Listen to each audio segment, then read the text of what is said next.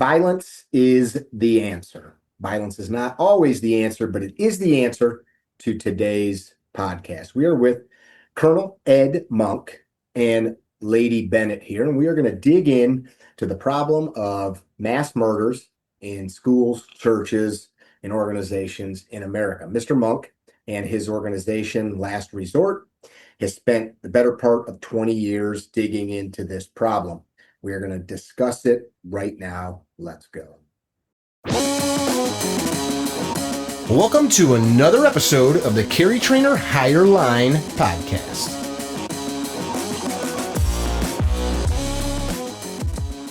Well, hey, y'all. Welcome to yet another episode of the Carry Trainer Higher Line podcast. Today is the 22nd of December, 2025. Gentleman that we are going to be talking with today, I've been paying attention to for years and just did not make the time, shame on me, to get him on the Higher Line podcast. I've got the beautiful guest, Miss Bennett, with me today because she's got a lot of insights into what we're going to be talking about. So our guest, Mr. Ed Monk, retired Army colonel, spent the last 2 decades-ish digging into this problem of mass murder in schools and institutions, churches, etc., and has written a book on it, which I'm sure we'll talk about today, the first 30 seconds. And he puts this stuff into layman's terms. He's kind of taken a lot of the 40-page PowerPoint presentation stuff out of the equation and made it consumable for the masses. So welcome to the show, sir. Hey, thanks for having me on. So talk a little bit about your background. You spent a couple decades in the Army. Thank you for your service there, by the way. Thank you. Yeah, I grew up here in Arkansas, where I currently live now. Left at 18, did 24 years active duty in the Army. The last 20 of that was as an armor officer, so I was in units and commanding units with tanks and cavalry. And then 10 days after I retired from the Army in 2007, I started teaching public high school, which I did for the next 4 years. So the genesis of what me got into this topic was the cultural whiplash I had from leaving a organization that just tries very non-emotionally to look at violence and how to do it efficiently, how to hurt other people with them hurting the least amount of you, and to end the violence the quickest. And I left that. 10 days later, I'm in public school where they don't want to talk about violence at all, much less plan for it, much less rehearse it. So they outsource it to the police, which takes too long to get there. And as you know, the first couple of days I'm there before the kids show up, I'm in the service training where all the teachers are getting told about policies. They tell us everyone else has heard it. Everyone that's not new has heard it, but they tell us, if we have an active shooter, if you hear the shooting, if you hear us announce it on the intercom, your job as the teacher is to get all your kids and pack them in the corner of your classroom and just hold them there and wait until the shooter gets there to kill them. And I thought this is 2007. So we'd had 3 decades of active shooters, a lot of them at school. So this wasn't something new. And I'm like, this can't be, this is the best we've come up with in 30 years. Other than pulling my own pistol and shooting my own kids, I can't make the active shooter's job easier than what they're asking me to do, which is bunch all my kids up in a nice tight group. So that's what got me studying this. I'm like, these people have PhDs and masters. They've been in education for decades. I started a couple of days ago. They have to know something about this that I don't know yet, because what they're telling me are best practices seem like worst practices. And of course, I found out that they didn't know anything different, but that's what got me into that. And then late in my life, also got into law enforcement. I was a deputy in Louisville, Kentucky, which is Jefferson County, Kentucky, for 2 years. Moved back here to Arkansas in 2010. And since the last 15 years, I've been a part-time officer here in my small city in Arkansas. But when I started digging into the active shooter thing, doing just talking to my school, then other schools, then churches, and that just kept growing and growing. So now, for the last 15 years or so, I've been traveling across the country, training, talking to schools, churches, businesses, law enforcement agencies, and speaking at a lot of conferences for that. And then the book just grew out of that. I kept doing these presentations multiple times a month, and a few dear friends, pestered me every time they'd see me and say, when are you going to write a book? When are you going to write a book? So the writing of the book was actually very easy to do once I found the time to do it, because I was saying what's in the book multiple times a month all across the country. So you just had to sit down and. Yeah. organize it. out. The hardest was Yeah. I wanted to keep it small. I don't want it to be a 600-page book because no one would read it. So actually deciding what not to put in the book was the hardest part. How to organize it was pretty easy, but then taking stuff out so that it would be digestible was the hardest part. You've got a quote on page 6 from one of my favorite writers. It says, "It is natural to a man to indulge in the illusions of hope. We are apt to shut our eyes against the painful truth. For my part, whatever anguish of spirit it may cost, I am willing to know the whole truth, to know the worst, and to provide for it." That was Patrick Henry, Liberty or Death speech in 1775. I read that. I was like, all right, I like this guy. So that's, Yeah. that talk, Well, I taught social studies in high school, so we talked about the founders in great detail, and Patrick was one of the most eloquent ones. But that's exactly what people don't want to know the truth. They want to turn away and say, I don't want to know how ugly it is. I don't want to know what we obviously have to do because I don't want to have to do that. I want to lock doors and pull down shades and turn out lights. That's what I want to be told we need to do. Even though in reality, if I knew the truth and I faced it, that's not going to help at all. It's going to get us killed. And that's what we do. The way I've always looked at it is the same as a drowning person. Like you've got to get them out of the water immediately. Like the longer the person's underwater, the worse it is. Or a fire. Or Yep. That's it. Yeah, and if I wrote a book and said if your kitchen catches on fire, if you grab a fire extinguisher out, under the sink and put it out in 15 seconds, you'll have far less damage than if you go make a phone call, call 911. They call the fire department, and where I live, it's a volunteer fire department. So they gather. Either way, the fire gets put out. It's just a matter of how much damage. And if I wrote a book and said you want burned, yeah, no one would buy that book because they're like, that's blatantly obvious to the most casual observer. But for some reason, when you tell them, hey, if you stop the active shooter quickly, you'll have far fewer shot people, and in schools, often that's kids, than if you wait on someone to show up 6, 8, 12 minutes down the road and stop it. Either way, the shooting will stop. The difference is how quickly directly correlates to how many victims you'll have. They act like, wow, I've never heard of that. Okay. Like I didn't figure out time travel or cold fusion or anything like that. This is pretty simple stuff. If you knew about cold fusion, I'd be calling you on the side. We'd be doing some investments together. I've got a couple friends. One of them is a principal of one of the largest high schools in the region.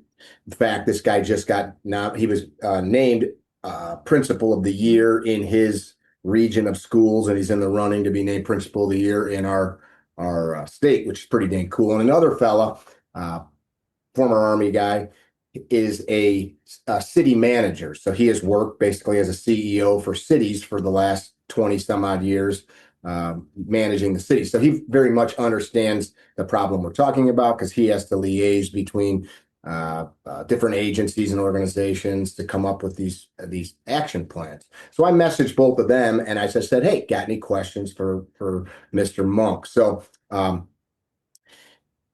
Derek is the city manager. He popped a few up and he said, these are obvious, but let's ask. Number one, why do you believe that public facilities aren't hardened, and what's the best response to that? So I think maybe should they be? I know you talk about the hardening of schools in your book. So comment on that a little bit. Why don't we just lock these facilities down like Fort Knox? Well, you said public facilities. That's more than schools. That's libraries, city hall. Well, those places we build them so people can come and go and do business. Very hard to lock those places down. Schools, if you look at past active shooters in middle and high schools, way over 90%, it's going to be a current student of that school. So hardening the building, the kid's already in there. So any hardening of the structure to try to prevent an active shooter from getting in the middle or high school, over 90%, he's already in. So that hardening is just going to keep EMS and cops from getting in. It's going to delay them getting in. And we've seen that many, many, many times. We want bumper sticker slogans, lock doors for safety, lock door. We've got to harden the building. And we see school districts trying to do the same thing at elementaries, middles, and highs. And they shouldn't do that because the attacks and the attackers aren't the same there. So let's talk a little bit. I'm sorry to cut you off. No, back. You break things down the same way that I think we all should. What's the problem? What am I trying to fix or solve? So you, in your book, talk about like, who are these people shooting up these schools? Talk about your research on that. You just Yeah. said 90% that they were students. Yeah. Dig into that a little Well, bit, Mr. Monk. if we're just on school shootings, over half of all school shootings start at the high school. So if I'm a superintendent, of course, I have to look at all my campuses, but the high school should get the majority of my attention, time, focus, and planning, because statistically, if my district has an attack, the high school by far is the most likely. Uh, so far, the shooter there has almost always been a current student of the school. The rare times it hasn't been a current student, it's a former student and a recent former student. The few exceptions when it's not a current student, it was someone who had dropped out, got expelled, or graduated in one case in the last 12 months. So none of them that you've looked at was a random person that had no correlation to the school. It wasn't just some dude that says, I'm going to go shoot a school up and Not a the high school, guy. not Okay. yet. Now it Okay. could. I mean, tomorrow there could be a principal, there could be a father, there could be a total stranger. But so far, it's almost always been a current student. And the few Okay. times I know that it wasn't, it was a very recent student. Okay. Because we've had so many high schools, they've started pretty much everywhere, but most often they've started in the cafeteria. And that makes perfect sense. If you're a punk that stole dad's gun last night or this morning, and you just barely know how to make it go bang, and you would like to get a high victim count before the police arrive. I mean, the cafeteria, there's hundreds of people in there. There's chairs and tables that get in their way and hamper their ability to get away. So you can start shooting in there. And no school I've been to yet has a plan for that, except those that have an SRO if the school resource officer is in the cafeteria. I show up to many high schools and I say, okay, show me, what is your active shooter plan? And well, let me tell you, let me explain it to you. It's this really cool thing. It's called a lockdown drill. Let me take you down to the classrooms and show you what we do. Well, no, you're a high school. They're most likely to start in your cafeteria. So take me down there and show me how the lockdown drill works in your cafeteria. Well, it's not really for the cafeteria. It's for the classrooms. Let me show you how it works down. Well, no, come show me what you've got in the cafeteria. And no high school does. That's the Patrick Henry, turn my eyes from the painful truth, the hard job of the cafeteria. Let's go. Let me show you our little cookie cutter plan that's tailor made for a cooperative enemy that doesn't work. Second most often for high schools right now is the front office entrance foyer area of the school. Middle schools, so also one exception, there's where it was an outsider, a homeless drifter, mental ill guy. All others that I know of, middle school attacks were a current student of the school. So middle school and high schools, we're talking ballpark 2/3 of all school shootings, way over 90% based off past attacks. It's going to be a current student of that school. So it doesn't make any sense to harden those buildings for the active shooter. Now, if the school's in a bad area and they've got drug dealers and gangbangers and other problems, then yeah, you got to harden for that. Why do you think that became such an easy thing to fixate on? I know Uvalde, when that happened, a lot of people talked about, did a door get propped open? This all happened because a door got propped open. Was there other stuff where people gained access? Like, do you know about anything like that? Why did the hardening become such an easy fix? Because schools desperately want a nonviolent solution to an extremely violent problem, and that doesn't exist. So I go to these school safety conferences all summer, and yeah, most of the people that attend have to pay some tuition, but where they make the most of their money is selling vendor space to vendors, to companies that come there and say, buy my product, my metal detector, my gun sensing technology, my better locks, my film on the glass. Buy my product and your kids will be safe. Well, if you believe that pitch, who wouldn't write the check? If I can just buy something to make my kids safe, and they can't do it, but they want to do it, and they are doing it. So they're buying stuff like that.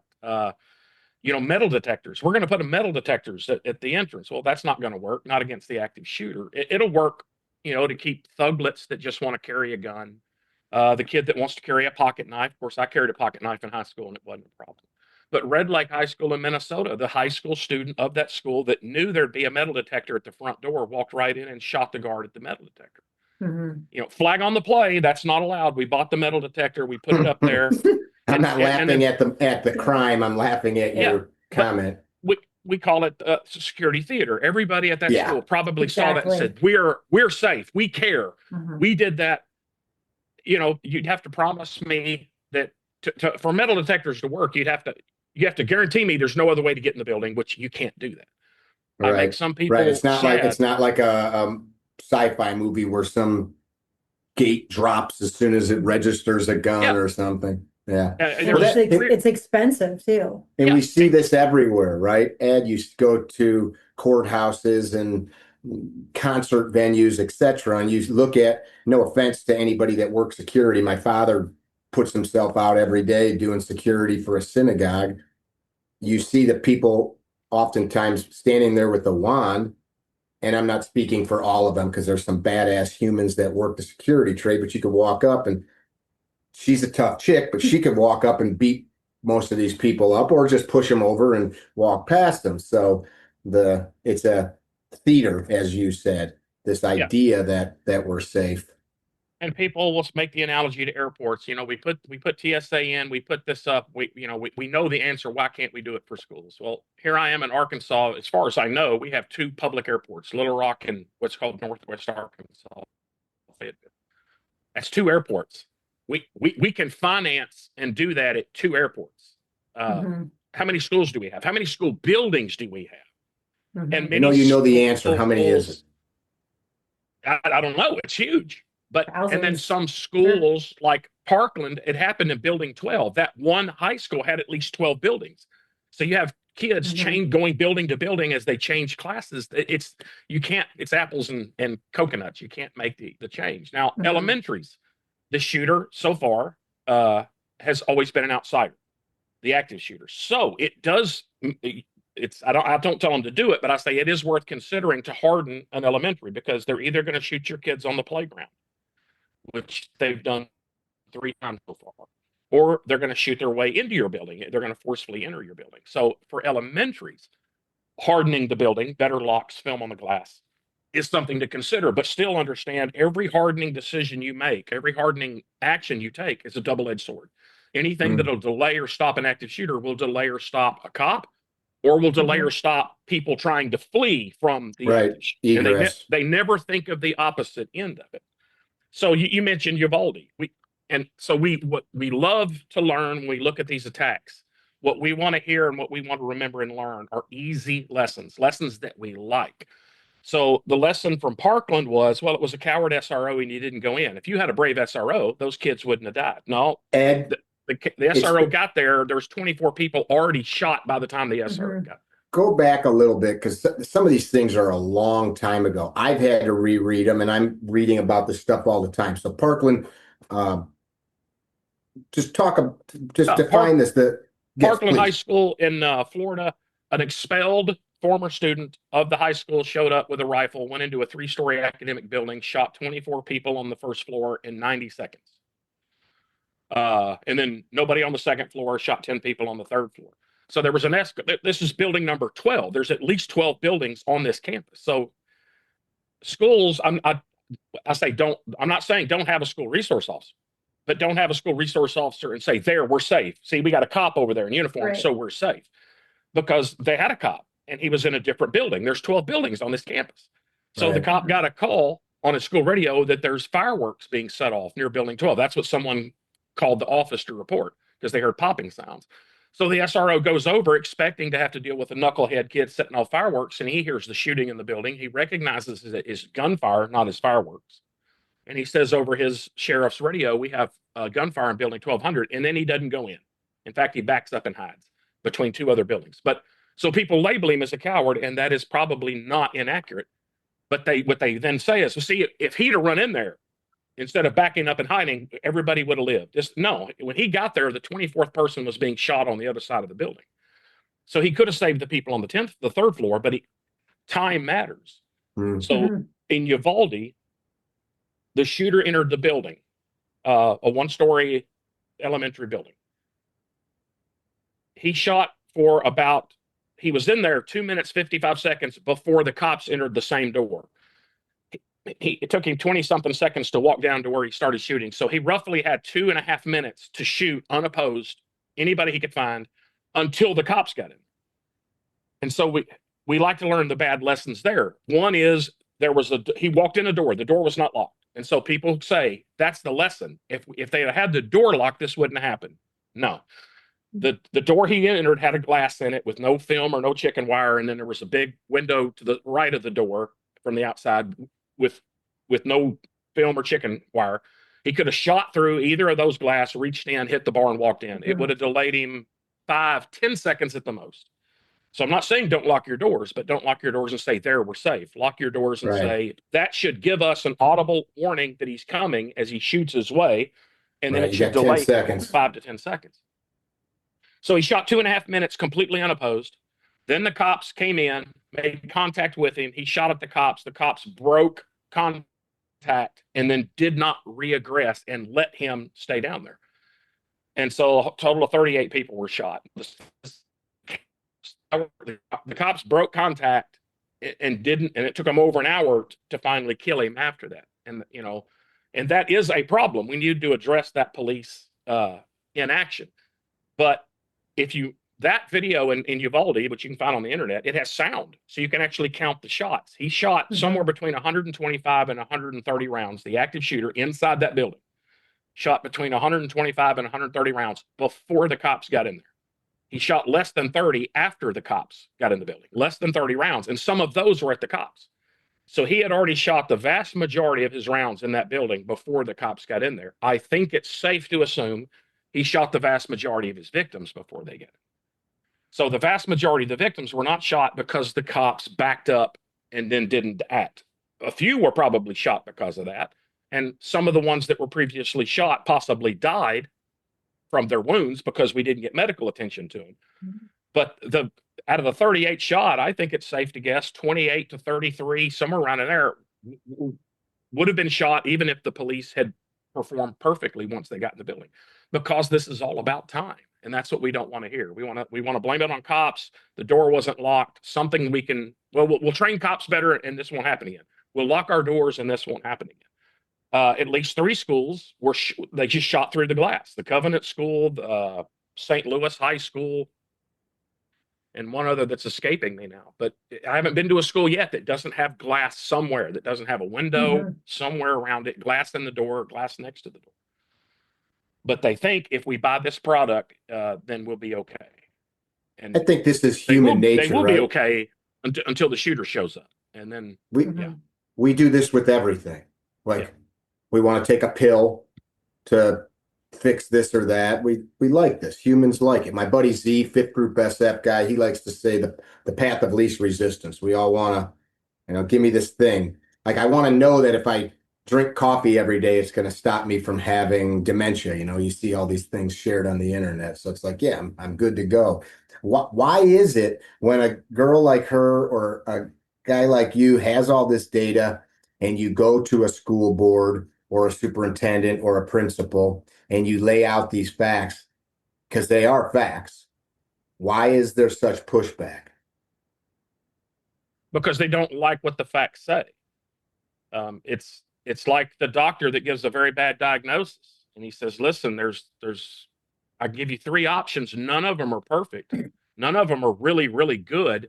They all have a lot of negatives to them, but these are really the only 3 options. And they say, well, I don't want to do any of those 3 things. Can't I just take an aspirin? No, an aspirin's not going to work. But those 3 options, have a lot of side effects and they're dangerous and I don't like those. So can I do something else? They just don't want to accept what's there because it's very, very ugly. Again, the cultural whiplash of 24 years in the Army, where how do we most effectively hurt these people the quickest so that the fewer of us get hurt? It's just unemotional mathematic, call it battlefield calculus. And they don't want to hear that. What they want to hear is tell us how to survive until the cops come fix it. Because anything we don't want to do, we outsource it. If you hate cutting grass because it's sweaty and you get grass all over your ankles, then you pay some guy to come cut your grass. If you don't want to change the oil in your car because it gets oil all over your hands, it's messy, and then you go to Quickie Lube. So they don't want to deal with the active shooter. So they outsource that to the cops. And the cops will show up, and if it's still active, the cops probably will eventually fix it. You're just not going to like the victim. I make the analogy of we have a training facility here, and our classroom is serviced by a septic tank. When you flush the toilets, it goes in the septic tank. When that septic tank gets full, I'm uncomfortable dealing with that. So I call a professional, a guy in a pump truck, and I outsource that problem to him. But that's okay. because no one's getting shot every 3 seconds I wait on the pump truck guy. But if I flush my toilet at home at 9 o'clock on a Sunday night and it starts backing up and overflowing, I don't really want to get my hands dirty, but I got to, because it's going to get worse every few seconds. The plumber's far more qualified to deal with that than me. But it's not about who's more qualified. It's about who can do it the quickest and limit the amount of damage. And it's all about time. I think I probably could help you on a much less shitty analogy for the future, but I like that. I read that in your book. You use that same analogy. What's the same with the fire? Your stove catches the kitchen wall on fire. If you grab the fire extinguisher and put it out, you'll have some damage, but you probably still live in your house while they fix the damage. But if you run, find a phone, run outside your house, call 911, you're probably, most of my house is going to be burned. It's just time and math. They don't want to hear that. Yeah, I feel like even in all the discussions that I've had with school officials and administration, they want to talk about everything else, but like that first minute, like from the time someone breaks into the building, they don't want to talk about that first minute and what's going to happen or possibly could happen and what the people inside could possibly do to counteract that. They don't even, it's too messy, too ugly. They're not trained for it. It's like you said, they would rather just wait until the authorities come to like save the day. And really in reality, that's not gonna work. And also to understand their point of view, all they do is listen to the consultants and the experts, which sometimes are in law enforcement. Well, far too often, law enforcement and training consultants tell them, you just hunker down in your room, lock the door, and survive, and the cops will come fix this. And that's what they want to hear. And if you want to make a bunch of money consulting on this, that you go tell them what they want to hear, because they'll pay you to come tell them that. But if the guy entered Parkland, what we talked about before, the expelled student shot 24 people in 90 seconds on the first floor. 18 of those 24 that he shot on the first floor were inside their classrooms behind locked doors. He just shot through the doors of 3 of the 10 classrooms. They did what they were supposed to. Stay in your classroom, lock the doors, and you'll be safe till the cops come get there. Well, that bubble got popped. He shot people through the doors. And then Uvalde, the guy shot through the walls and the doors. So we're telling teachers, well, we always say teachers, but it's staff, it's coaches, counselors, everybody in that school. We're telling them lies. We're telling them what they want to hear. You'll be safe if you do X, Y, Z until the cops come fix this. And that's just, it works really well until the shooting starts. And then it's all false. But then after a shooting, after Uvalde, we don't look at it and go, okay, that didn't work, let's change it. It's in the book, but I show it on my slides too. It's the quote by Mark Twain that says, there's nothing to be learned from the second kick of a mule. Or the 9th kick or the 27th kick. So what I say is, if the first active shooter in America happened today and we screwed up the response, we got it wrong, you could forgive it. You could understand it. Who would have thunk it? Out of left field, some nutcase shows up with a gun. This has never happened before. We weren't prepared for it. But we're past 40 years of knowing this threat now, and they're extremely predictable in what they do. So not being prepared with a plan that will minimize victims is, to me, unacceptable and inexcusable. And why parents aren't in the thousands attending school board meetings demanding a change to what's going on, I don't understand. Maybe because they want to hear, we do a lockdown drill and we'll be safe. We'll lock ourselves in the classroom and we'll be safe. I spent years involved in politics and in the gun lobby, and the discussion that I would hear at political meetings or coffee table discussions with people on these topics, oftentimes it's so emotional. I'd hear people say, well, why do we have to live in a world where this happens? It's like, that's a great question, but like, that's another question, like altogether. Like let's talk about that. Let's talk about why little asshole kids who weren't loved enough or were picked on or whatever, why this happens. But that's like a discussion for this room, not right here. Yeah, and that's a way to escape looking at the ugliness, which Patrick Henry, we want to avert our eyes. Why do we live in a world with childhood cancer? Okay, we shouldn't have to live in a world with childhood cancer, but we do. So because we don't want to live in a world with childhood cancer, should we not have doctors and experiments and research and treatments? No, we have serious adult treatment stuff for that. We shouldn't live in a world with hurricanes that slam into coastal cities. We shouldn't have to have, but we do. Hate hurricanes. So we have evacuation routes and building. We have serious adult, non-emotional planning for that stuff.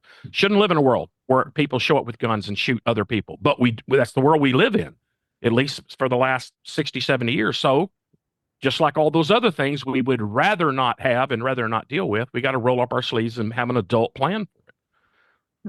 And could we go back a second? You mentioned the shooter in Parkland had just been expelled. Yep. Correctly? Yeah. Talk a little bit about how schools could be preventative and looking at the negatives, like the failures in certain, students, like maybe they lose a job or lose a girlfriend or parents get divorced. Like, what are some things that So like red flags for a problem child. Yeah. And people don't like when I say it. I'm not qualified to talk in this area. And if any that we can prevent, I'm all for it, because people complain, Ed, why are you only talking about minimizing the victims once it starts? Why aren't you working on, stopping them altogether? And I say, well, since Cain and Abel, humans been killing each other. I don't come out and profess that I know how to stop all murders. If you do, you should come forward with that. And there are some times where they bleed information. It used to happen a lot more often than it does now. So, once or twice a year, we do catch somebody early. But one conference I was at, a psychiatrist or psychologist said something that seemed sort of true to me.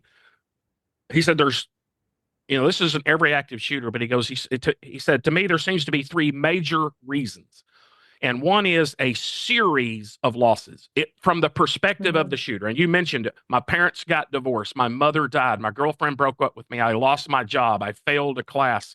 My house got foreclosed on. I lost custody of my kids. It's a series of losses. And 99 point something % of us have those losses in our life. And we don't take a gun and go shoot people we don't know. But there's the bell curve. There's the people that have mental issues. They're on the edge. So that pushes them off the edge. And I can give you a lot of examples of shooters that does seem to be the case. They had several losses and they're like, well, my life's over, so why don't I go out and make the world feel the pain that I'm feeling?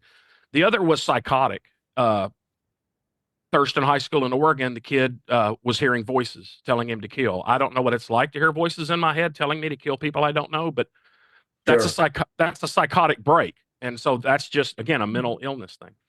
And then there's the psychopaths, the people who just think they're God, that think they're above everybody else, and they just love causing pain and suffering and fear in other people. One of the Columbines, obviously, to most people, was one of those.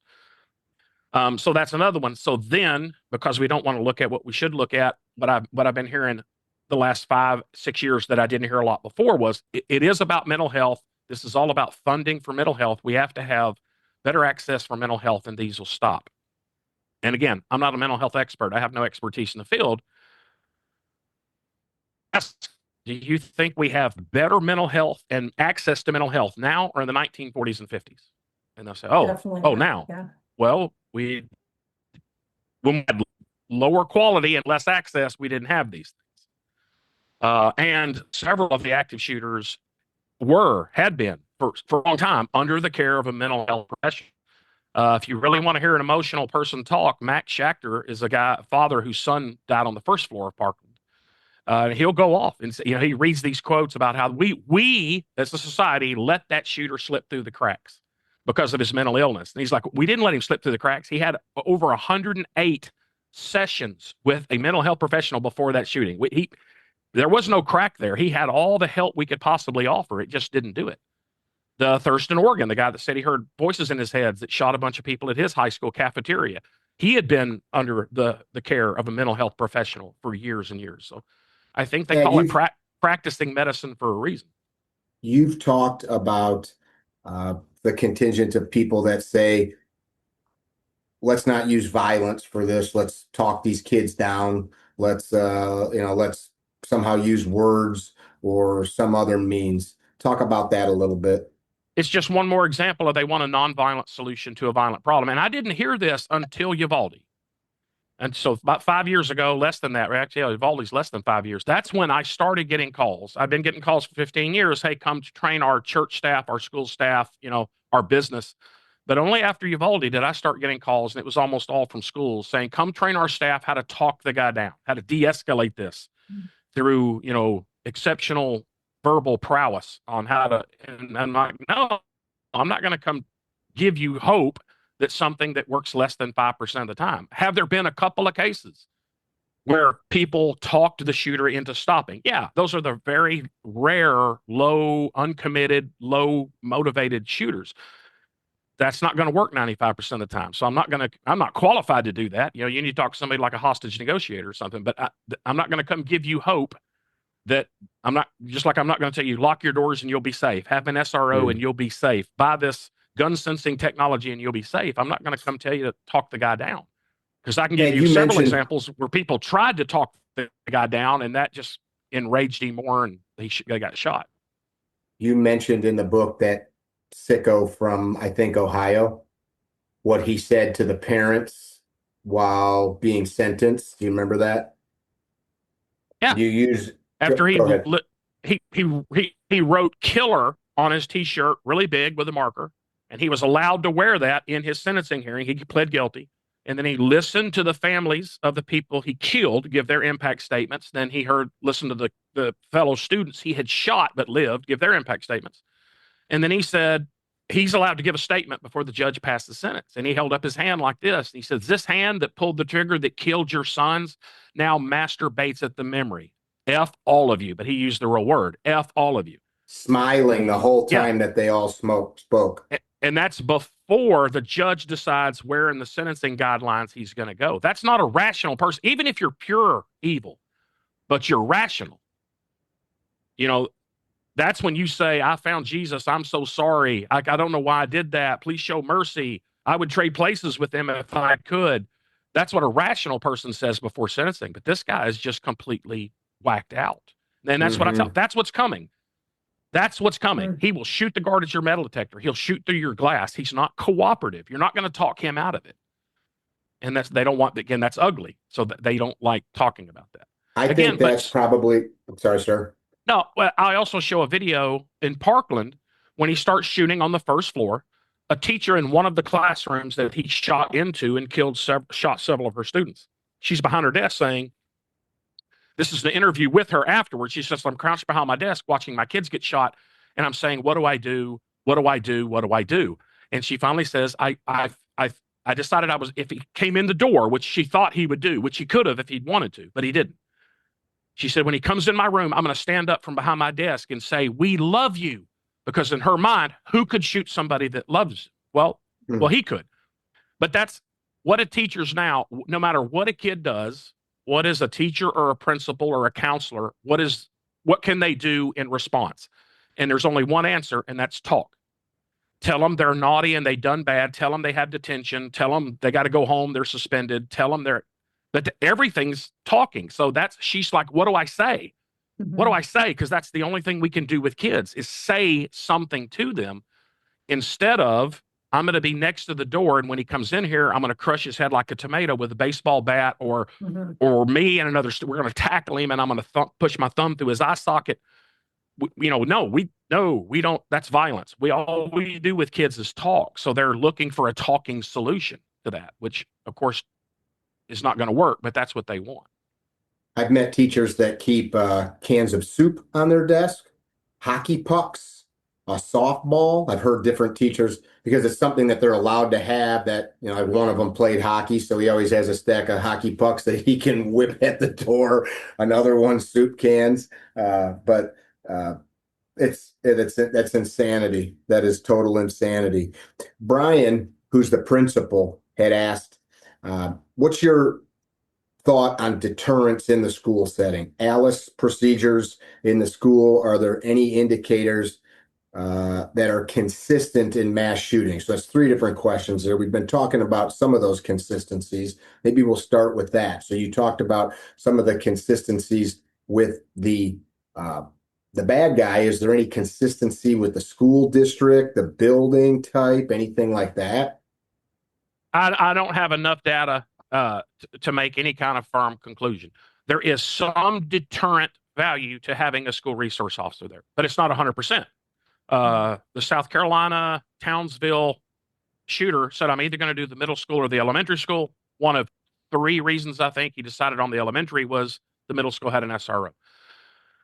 So there is some, and there's non-school examples where the shooter picked a different location. So having a cop or an armed presence, I wouldn't say don't plan on it preventing an attack. It might prevent attack at your location. It just relocates it. So I can show a slide that has 14 schools on it that were attacked by students of their school. So of course these are middle and high schools that had a school resource officer there, or in two cases, two school resource officers on campus. And the student of the school who knew the SRO or the SROs would be there attacked anyway. So having school resource officers has some deterrence, but it's not 100% deterrence. They're simply going to go to another part of campus, another wing of the building, and start their attack where they don't think the SRO will be able to hear it or see it. So even the SRO on campus will have to wait on a radio call. By the time they get a radio call, you'll be able to get the victim count that you need. I think, and there's no foolproof to this, but I think the best deterrence that a school can have is to have a plan that says we, not the people we're going to call on the phone, we, the school, students and staff, we will counterattack like rabid wasp. If you come here and shoot our people, we will counterattack you like rabid wasp with whatever we have available, and we'll have it over. We'll have it stopped within 30 seconds, and we'll already be treating and evacuating casualties before the first cop or ambulance gets on our property. Active shooters, most of them want a high victim count. So if they think I will get immediately counterattacked, they're probably not going to attack there. They don't do a lot of attacks inside of gun shows or police stations. But what they know 98% of schools have one of two plans. We will let you shoot as many of us as you can find until the cops stop you. Or the other option is we have a cop somewhere on this huge campus, but we will let you shoot as many of us as you find until that cop or the responding cop stop you. Both of those plans work beautifully on every day there's no attack. Both of those plans have a horrible record on attack days. And they know that. Most people are going to freeze, get down, get under, get in the corner, huddle. That's what they want. So most of these active shooters are not star football players, star wrestlers. They're mostly kind of loner geeks. But now they are king of the court because they're walking around with a gun and everybody's cowering and crying and begging for their lives. And that's what they love. That's what they plan on. That's why they did this attack. If they thought, when I shoot my first victim or my second victim, I'm immediately going to get attacked by staff, and if it's a middle or high school students, then I think they're less likely to attack there. You in your book were talking about the majority, and you said it today, the majority of the shootings in high schools start in cafeterias, the majority in the middle grade schools. I think you said classrooms or hallways. Is that correct? Hallways and classrooms, yeah. But they will figure out the cafeteria pretty soon. I don't know why they haven't, but they will. You said in the book, when I read that, the first thing that came to mind, you're like, we don't know why that is. And I just thought maybe that's where most of the pain, and this is just my random opinion. Maybe that's like where the pain for these, like the boys, maybe are like, this is where I got picked on the most, totally unrelated to defending it. But like, is that like for the middle schooler? Like I felt like a dumbass in class, sure. And the older kids, like I got picked on the most in this space. The girls made fun of me. I'm totally just surmising, but could be a dual reason. Yeah. I mean, a lot of schools do have a resource officer in the cafeteria, especially in high schools, because of that reason. But middle school, I'm sure there's a lot of unhinged language and talks being said in the cafeterias. So maybe it is a hurtful place. Now, these problems don't just exist in schools, right? You comment in your book on the is it Fairchild Air Force Base? What was the hero's name of that story? He was actually Andy Brown. Yeah, great dude, right? That's an amazing book. And even with a guy like him, you guys that don't know the story, go read it. What's the name of his book? Do you remember? Warnings Unheeded. It's about 2 events at Fairchild Air Force Base, this shooting being one of them. The other was the pilot that ultimately caused a crash. And Yep. great book. He's a great writer. The storytelling's amazing. But this dude spends years basically violating Air Force policy, training with a pistol, right? He's like, and he tells you that in the book. He's like, he went and procured a pistol and was training with it in because he couldn't have his gun off duty. So he's Yep. training and keeping himself honed and literally mentally planning constantly. If this happens, that's what I'll do. If that happens, that's what I'll do. I think it was like a 40 or 50-yard shot that he took. 70 to 72. There we go. So 70 much to 72 farther. yards. Wow. Yep. And that's after he's like riding his bike and sprinting and doing like Yep. a pretty serious hump across the property.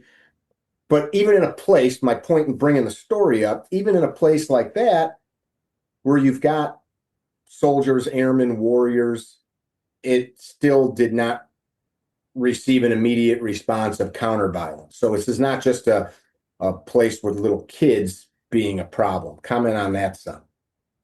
Well, it's very hard to run if you don't have a gun, to run at somebody, run towards somebody that's got a gun. That's in shooting. That's not instinctual at all.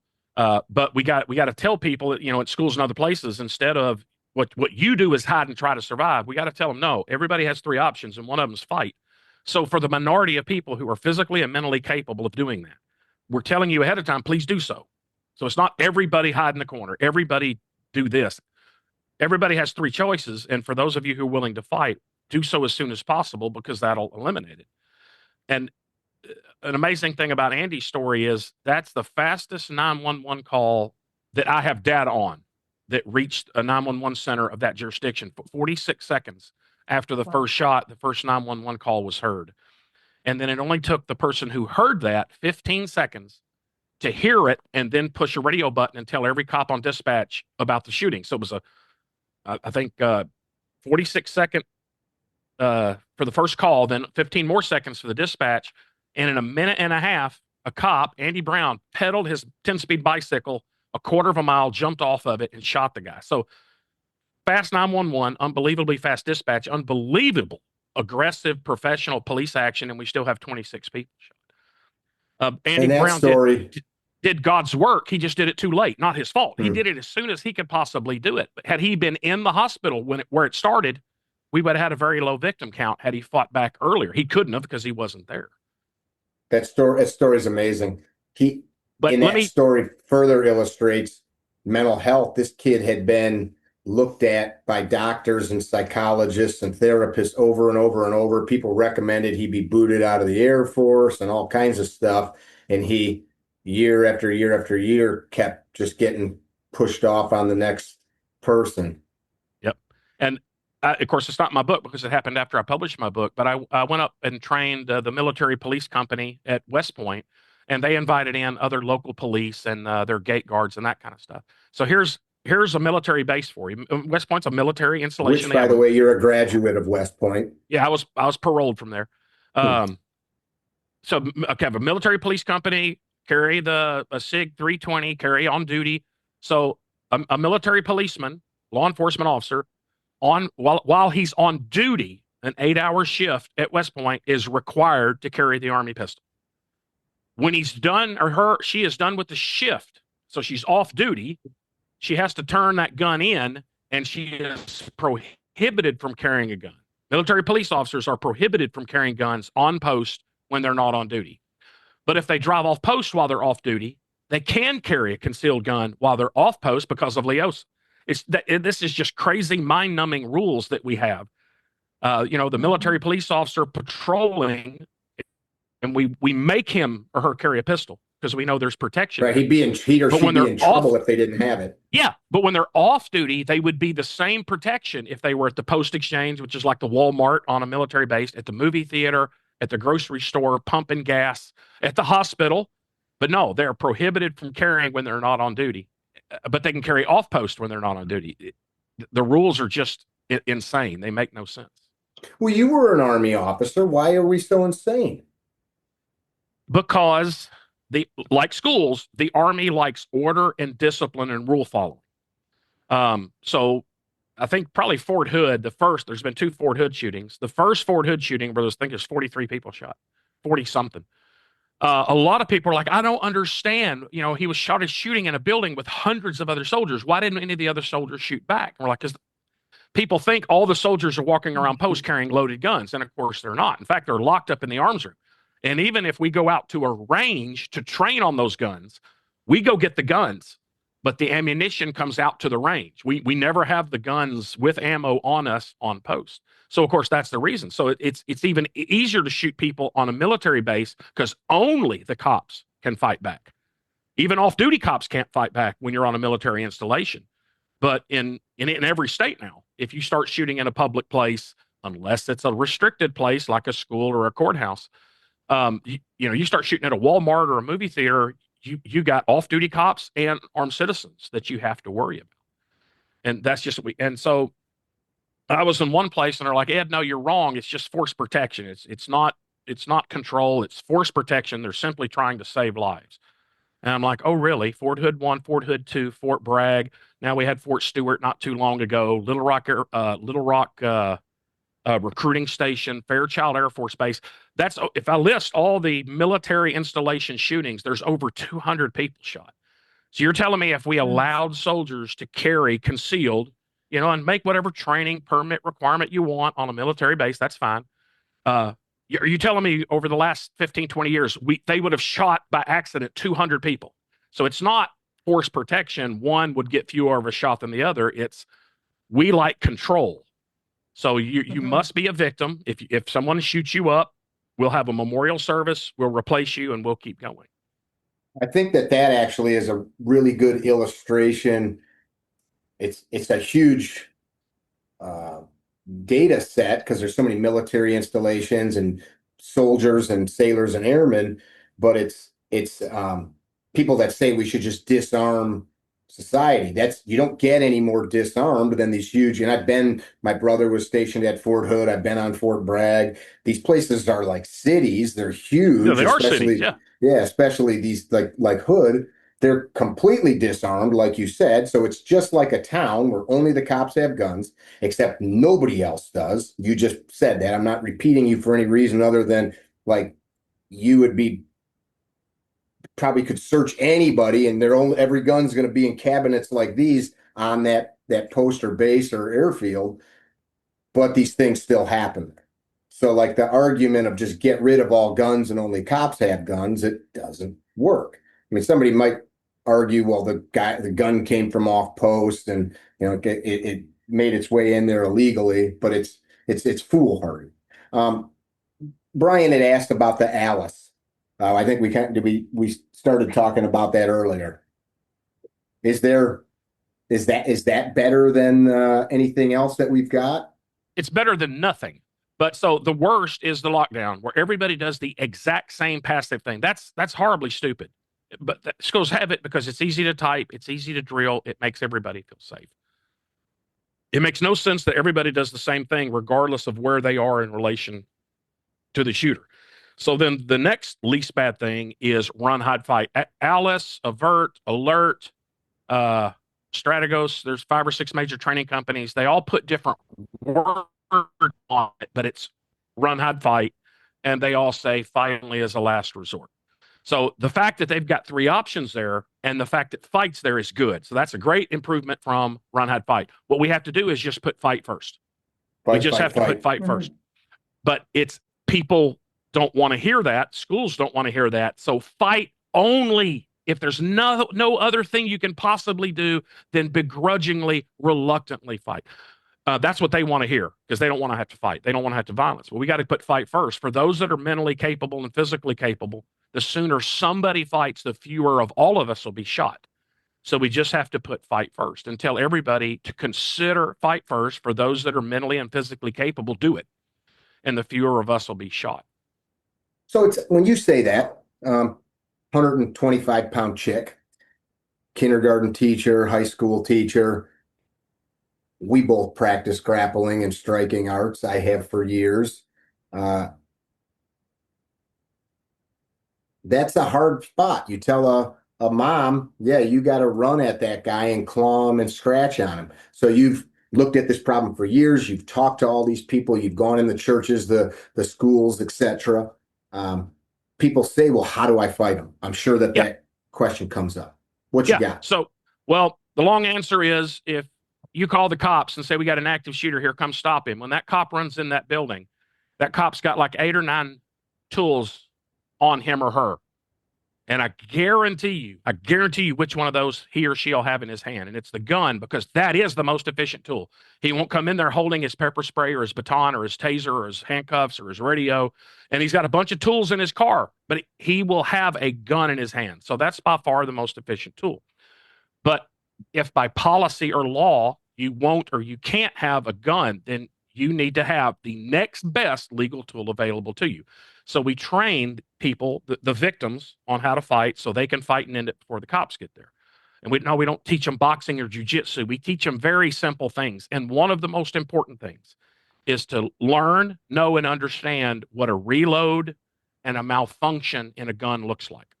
Now, gun people are like, well, yeah, I mean, yeah, there are a whole bunch of non-gun people out there, especially in the education world.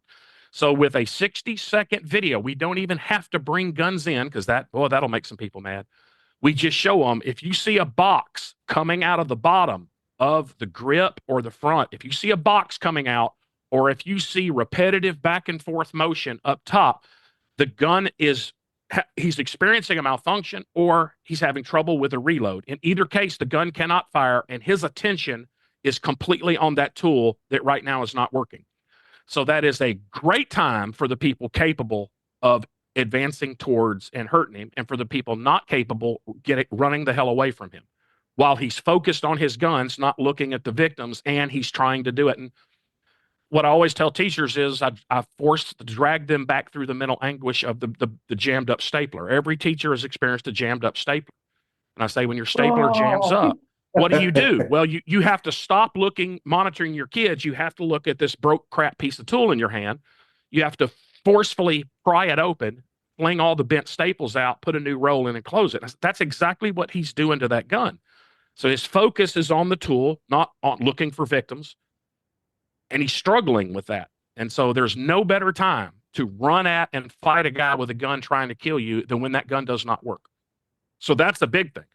The next thing is bring in the next best tool. So it's hard to beat a baseball bat. If you can't have a gun or won't have a gun, it's hard to beat a baseball bat. Yeah, there's other possibilities.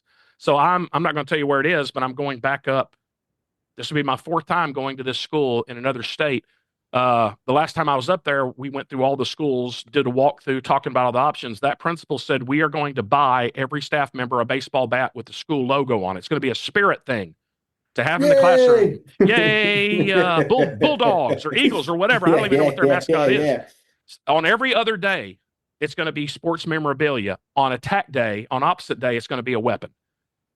So to the face, to the throat, you ain't got to hit them hard in the throat. When they come through the door or around the corner, if you hit them in the throat, that's pretty much going to be it for the people that are capable and willing to do that. And so you teach them that even if they have a big, bad rifle, very powerful gun, that if you catch them coming through a doorway where they cannot see until they break the threshold, you take away almost all their advantages of having a gun, especially if it's a long gun. So you just teach them simple things like that. You show them videos of Pulse and Parkland and other attacks where the shooters very often walk back and forth. So if you're huddled down, if you're hiding initially, they're gonna turn their back on you. Well, what a great time to either run or attack them. And they have been shooting a gun probably inside. Their hearing is crap. Auditory exclusion works both ways. And some of them wear hearing protection, but then that's going to muffle their hearing as well. So again, they're going to turn their back on you. So for those of you capable of fighting, now would be the time. For those of you not running, now would be the time. Pepper spray. So if you're going to intentionally have that, we don't want you to go, oh, I remember I have pepper spray in my purse. If you're going to have pepper spray for the active shooter, don't get the jogger pepper spray. Get the big fire extinguisher size that shoots if you look at ICE now, all the films of ICE out and the people protesting, it's like a miniature fire extinguisher. It shoots a lot longer than the jogger pepper spray, and it's got a lot more volume. So just empty that can into his head, and that's going to temporarily slow him, distract him, you're still going to have to go kinetic and put hands on or beat him or whatever. And that's it. And tackling has been used most often, just simply tackling. And that works too. And we've had 7 schools have been attacked by active shooters that I know of where unarmed people stopped them. So it can work. And why does it work? I think there's 2 reasons unarmed people, there's a good long list of unarmed people successfully stopping active shooters. One is they're not expecting it. They know when the cops will get here, the cops will probably go kinetic with them, but they're not expecting their victims to fight back. So when that happens, that is quite the shock to them. And that's why they'll turn their back on them because they don't expect it. The other reason it's successful is, thank God, so far, the active shooter has not been John Wick or Jason Bourne or a Navy SEAL. These are not tough, trained killers. And God help us if that ever happens. Yeah. So fight and just tackle. And so the 7 schools, there's a lot of others too, but the schools, 3 of those 7 were staff members. One was a female teacher in a cafeteria. 2 of those times it was students. So I go to school. Are you suggesting we actually encourage our kids to fight back? Well, if you want a low victim count, yeah, because it's worked. It's worked twice at 2 different schools. The kids fought back. Why wouldn't you want the kids to fight back if they're capable? One time it was a construction worker, and one time it was parents, fathers at a school band competition. And the construction worker ran over him with his truck. So bare hands, hot coffee in the face, baseball bat to the throat, tackling him, acid from the chemistry lab. Pick your weapon. Just get the best possible weapon you can have and know how to use it and plan to use it, not just huddle it and hope he doesn't find you and shoot you. So I always make the analogy of, you pick up a trash can outside and the cockroaches start scurrying, right? And you start stomping and you can't get them all, but you can get a lot of them because all they're doing is trying not to get stomped. We got to change into having a wasp nest where when you thump that wasp nest, you're not thinking about thumping it again. You're immediately thinking about what they're doing to you and to try to get away from them. And we don't even have to be a wasp nest. We can still be a lot of cockroaches. We just have to have a few wasps mixed in. So if he starts stomping on the cockroaches, some of those wasps are going to light him up. And that's what's got to happen with a gun or without a gun. But I tell them what you fight him with is negotiable. The fact the victims have to fight him is not negotiable if you want a low victim count. It's all about time. Let's talk. So all of us here train with firearms. We're all professional firearms trainers. I think all of us agree. You just said it. Firearm is definitely the best. You're a tank commander. I mean, I'd rather have a tank, right? If I was have some cover around me, but that's not going to work. This idea of arming teachers. She worked very hard to try to get it done in Pennsylvania. The good people of Pennsylvania didn't want it. Didn't happen. It happened in Ohio, though. Has anywhere else got it now? Oh, most states have some way of doing it. Yeah. Arkansas's had it forever. It's cumbersome. You basically have to go through the same thing as to be an armed security guard. It's called a commissioned school safety officer. Some states are easier than others, but most states have a way. The problem is most schools don't want to do it, even if it's legal. That was the question. Is there's very few where it's normalized in the state. Like there might be so is Ohio as like one of them where it's a lot easier, right? I think it's relatively easy there. Like in Texas, fairly easy. They have a guardian and a marshal program. One's requires more training than the other, but both allows them to be armed. Okay. In rural schools and more rural places use it more. Very few, if any, schools inside of Austin, Dallas, the urban schools don't like it. I'm going to guess, and this is ballpark, it takes about $150,000 to have an SRO at a school. When you count the salary, the gear, the training, the car, the gas, the vacation, the benefits, I'm guessing $150,000 a year. Do you know how well you could train an appropriate number of staff members to be far better trained than a cop with $150,000 a year?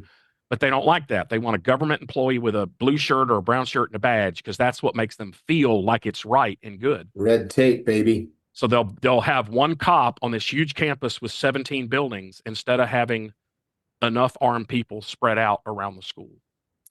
We've got a lot of friends in law enforcement. I've ran the campaigns for sheriffs. I've got friends high up in state police departments and things of that nature. Everybody wants to cover their ass. You've checked the box that you've done the thing, or the person's got all of us, many people, we have some piece of paper that gives us a right to do something. And oftentimes, I'm a CPR instructor. Uh, Big deal, right? It's like we get these little pieces of paper that allow us or makes people feel like there's some specialized knowledge, which there is, but it's a real shame that you've got all these willing people like It is yourself a shame. that Yeah. are willing to. I think there's a difference between willing, capable, able, and then just some nut job that wants to throw, and I'm saying nut job loosely, throw a gun in their purse or in their body and go to school. I think you definitely need to have some serious thought and training if you're going to be armed in a school building. Sure, sure. It's very interesting, and you probably experienced this yourself as a classroom teacher, Ed. When you're a classroom teacher, you take responsibility for your students, the academics that's going, through your classroom. You have to answer to higher officials. Um, and that's the culture, that's the teaching culture. You're responsible for the education of these children. But for some reason, we have this culture that not only, there's, we don't, there's not the protection part, like that first, like 30 seconds that you talked about. Why isn't there a culture within the school, the teachers, administration that doesn't umbrella that and give teachers like the power to say, yes, we're going to fight back? Why do teachers not feel like they're responsible for that little tiny section of the students? Well, I think many reasons. One is the other safety things don't require them to do violence. Fire drill, you casually walk all your kids out and account for them. No violence. Earthquake drill, or tornado drill, Arkansas. You get them under their tables or desks, whatever the drill is, but you're not doing violence. No one's doing violence against anybody. But then for the active shooter drill, we hammer the same square pole into a round peg, or a round hole, same square peg into a round hole. We want something that's not violent, because So we how don't do want to we be change told. that? So what Yeah, how do we need to change that culture? normalize violence, So righteous violence. This is in the book. When I was up in the Detroit area, a police department brought me up there for 2 days to train their folks, and we added a third day for the schools. And the superintendent came in with a whole bunch of his staff. I'm assuming it was most of them. And before I talked, he got up and he said, it's so horrible. We have to talk about this. And he says, I want to tell you right now, if this triggers anybody, if this topic triggers anybody, you're welcome to walk out that back door and not take part in this. And I didn't say anything there, but I thought, whoa, Sparky, do you let your staff get out of fire drills? The state law requires parents with criminal penalty if they do not send their kids to school, but you're letting your staff opt out of a far more likely deadly threat to your kids. There hadn't been a school, kids haven't died in a school fire from the 1950s. Well, kids die in active shooters every single year, but we're letting our staff not train in it if it triggers them. You know what? I'm going to say something really quick. That pisses me off. You just said that, and I never really thought about that. I can get drug in front of a judge if I don't make my kid go to school, but you don't have to do everything that we know works to protect them, but I'm forced to send them there. That pisses me off, actually. Yeah. But they probably wouldn't let them get out of taking fire training or earthquake training if you're in California, or tornado training if you're here in Arkansas, or whatever, wherever hurricane training if you're in Houston. But we treat this differently. There's emotional, political stuff in it. I go to a lot of schools. Okay, if we have an active shooter, we say code red. Code red. What code color is it for fire drill? Oh, we just say fire drill. Okay. What if for tornado drill? What color code? Oh, we just say tornado drill. Tornado. Well, why do you have a color? Why don't you just say active shooter? Well, we don't want to alarm the children. Well, I think you should alarm the children. There's a guy in here with 2 guns and 800 rounds of ammo trying to kill them. I think they should be alarmed. I would be alarmed. Let's just say active shooter thing. There's ways we try not to talk and look directly at it, to go back to the Patrick Henry quote that he said earlier. There is an evil SOB, possibly 2, likely 1, that's in here trying to kill as many of us as he can. Let's deal with that. It's not pretty. Mhm. Childhood cancer is not pretty, but let's look at square in the face and let's do the best we can to minimize suffering and minimize death. And we're not treating Mhm. it like that. Every day, as an unarmed teacher in an elementary school, we talked about the hallways, hall exchange. That was a very sort of a scary spot to be in every single day. And I found myself daily in a certain space saying, what would I do if X, Y, and Z happened? And and as time went on, teaching, the years went by, I started asking other teachers, what would you do right now if there was an active shooter? What would you do? And the culture was like, why are you even thinking about that? That's so weird. Why would that even come to mind? And I struggled with really trying to change people's mind about thinking about those things just because people thought it was weird. So that's some of the things that I came up against, which Yeah. I And didn't think was weird at all. all I can do is show them the attack, show them the lessons to be pulled out from that, show them the data, show them the timeline. Mhm. Uh, it's not emotional. It's not political. It's just simple facts and the clock, It's just and what it let is. them deal with it how they're going to deal with it. I'm But emotional about it. It Yep. pisses me off that this data has been looked at. I've got a lot of friends in the security space, and everybody says the same thing, but people don't want to do the thing. It makes me very emotional. It makes me filled with rage, quite frankly, that every time another 5, 10, 20 kids get murdered, we go like this, and then we talk about gun laws, which we know won't fix anything. It's infuriating. Mhm. It is. You're a social studies teacher. We're a social studies teacher. You're quoting the founders. What's your thoughts on ideas like civic virtue? We've got this country where I know we all look back to the past and we paint it in this romantic light. Somebody today on one of our YouTube videos commented, um, I've been known to use curse words. So just to paint exact picture. I did a video yesterday. Somebody said, well done getting through the whole video without cursing. I laughed in the comment section. A bunch of guys like jumped on this dude and they're like, sometimes vulgar words are fine. And then this dude responds like, hey, when I grew up, dads didn't have to do that. You could just speak without using vulgarity. And so I commented, I'm like, hey, man, the good old days were great. But also 80 years ago when this guy was talking about like, black people got shoved to the back of the bus, and a Mexican kid wasn't allowed to use the water cooler that the white kid was allowed to use. So, like, let's not look back and try to think that the past was wonderful. But I don't remember dads as a child that would not tear the arms off of a child that tried to kill other kids. Like all the dads I knew, they were carpenters and tradesmen and plumbers and what even the ones that were white collar guys would have. I mean, I remember dads being tough with us if we were acting up. It seems like we have lost our way in many ways. So civic virtue, I started there. Just talk about this a little bit from a societal level. I know you pushed back a couple times and said that you're a math and numbers guy, but I call bullshit if you were teaching social studies. well, no, we are heading in a direction away from individual responsibility to let the government take care of it. Even though the founders created and laid in our laps a government that prohibits that, we're allowing it to happen. So I live in the town. In fact, I live in the house my father built, and I'm not saying Oh, he that's had it cool. built. He built it because he was in construction That's in cool. 1965. So my little city here probably had 2,000 people in it when I was growing up. We had one paid town marshal and about 12 auxiliary policemen, which were all volunteer fathers. And so that was it. People cringe when I say it, but that was the militia. That was armed fathers that were at our football games that patrolled when they had time, keeping us safe. So, have you ever watched the miniseries John Adams? Oh yeah. Yeah.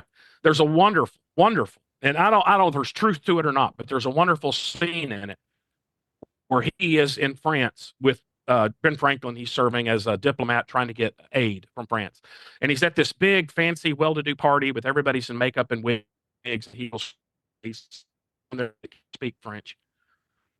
And they're talking about theater and poetry and music that he doesn't know about, and so they're kind of making fun of him.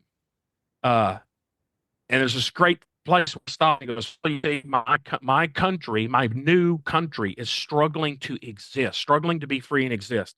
So I must concentrate on war and government and agriculture. That's what I must spend my time focusing on. And if I do that right, if we get that right, then maybe my kids will have the ability to then study commerce and agriculture. And if they get that right, maybe their kids will have the luxury to spend time on poetry and theater and music. Mm-hmm. And I think we've lost that. I mean, this might ring a bell with you. I know an awful lot of people that can tell you the starting lineup, first and last name of their favorite college basketball team, what state each of the players came from before they came to college, every single stat of their player. And if you ask them to name one Supreme Court justice, they can't. If you ask them what the Sure. Fourth Amendment says, they can't.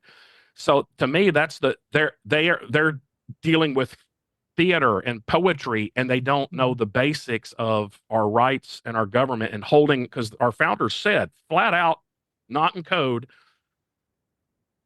the general status of government, any government, not your government, not that government, any government, is to grow beyond the powers that it's allowed to have. And so Mm-hmm. the only way to stop that is to know the limits and be vigilant and watch them, because like a 2-year-old, they will go beyond the limits. You have to watch them and slap them back in their cage when they get out. And we've stopped doing that. And so I think that's a big reason, a couple of years ago in New York City stopped a violent person on a subway and they prosecuted him. Yeah. And so why dads sometimes in public don't take measures like they would have when I was growing up it's maybe because they've conditioned now that the government doesn't want anybody except government officials wearing badges to do third party aid. Now that, if you defend yourself, that's still allowed in our country, not in some of the other countries. But that's what we're going towards. All responsibility for everything is in the government, where it used to be, no, the government's going to deliver your mail and make some roads and have an army, but you got everything else. When the government shut down, everybody was screaming about I call it welfare, whatever it's called, SNAP. Everyone was screaming about the fact that some people weren't going to get SNAP from the federal government. I didn't hear one person, politician, media, one person say, hey, I've read all the articles here in the federal Constitution. Nowhere does it say the federal government can give money to people for food. It doesn't say it in here. We're doing something that's clearly not allowed. So I think that's where we've lost our way. We just do what we want to do, and we look at a policy and say, do we want it or not? When we should have asked a question before that: is that allowed? Does the government have Sure. the authority to do it, whether we like it or not? Does the government have the authority to do it? We no longer ask that. We just assume anything the government passes by majority vote, it can do. And that's not the government that our founders gave us. So I don't know if that's what you wanted, but that's where my brain. No, I think that's good stuff. I think that to add to that, like Penny, you were talking about up there with that subway attack. You guys all remember that, getting drugged through the courts. I believe he was a Marine, if memory serves.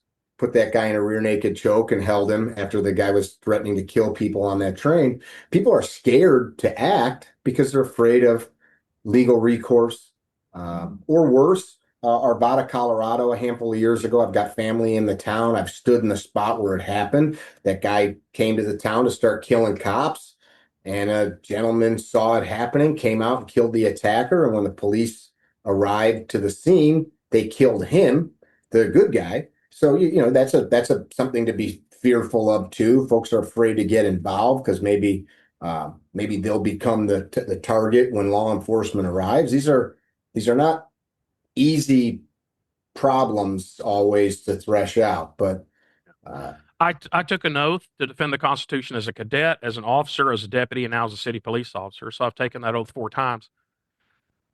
Over 95% of the cops and military people I've served with that have taken that same oath have no idea what the Constitution says. So that oath is just some words you have to mumble to get your paycheck. How can you defend the limitations and the powers in the document if you don't know what it is? Cops get some training on some rules of search and seizure, some kind of rules to follow, but they don't understand the whole document. And so, every person in Congress, every state legislature, it's in the Constitution that every elected official has to take the oath, but they have no idea what's in it. Mm-hmm. It's just words they have to mumble before they get their paycheck. And if we just simply enforced our oath, then our lives would be a lot better in my estimation. So you think every teacher or a majority of them, or at least some of them, should be armed? Do you think that we, the people, should normalize that? Well, we call it arming teachers. What we're really talking about is a staff member. So it could be a teacher, could be a counselor, could be a coach, could be a principal. I don't care. But custodians, in several shootings, custodians were heroes, and they know the school, and they're all over the school. So it's not just teachers, it's staff members. And how many would depend on the size of the school. Here where I am, we have 4 elementaries that feed into 1 middle and 1 high school. So the elementaries are small. Two armed staff members is enough. I would be okay with 3 or 4, but 2 is enough. Anytime the kids are on the playground, we got 1 out there, 1 inside these small buildings. That would be adequate. Our high school is 4 wings of 2 floors.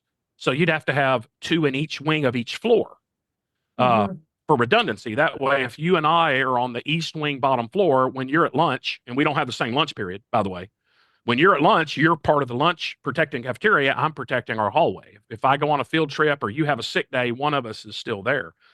So the number would depend on the size of the facility. Same for a church. If you've got a little small church that has 40 or 50 people every Sunday, 2 people's enough. 1 in the parking lot, 1 inside. But if you're a mega church with a balcony and a mezzanine and thousands of people there, you obviously have to have more.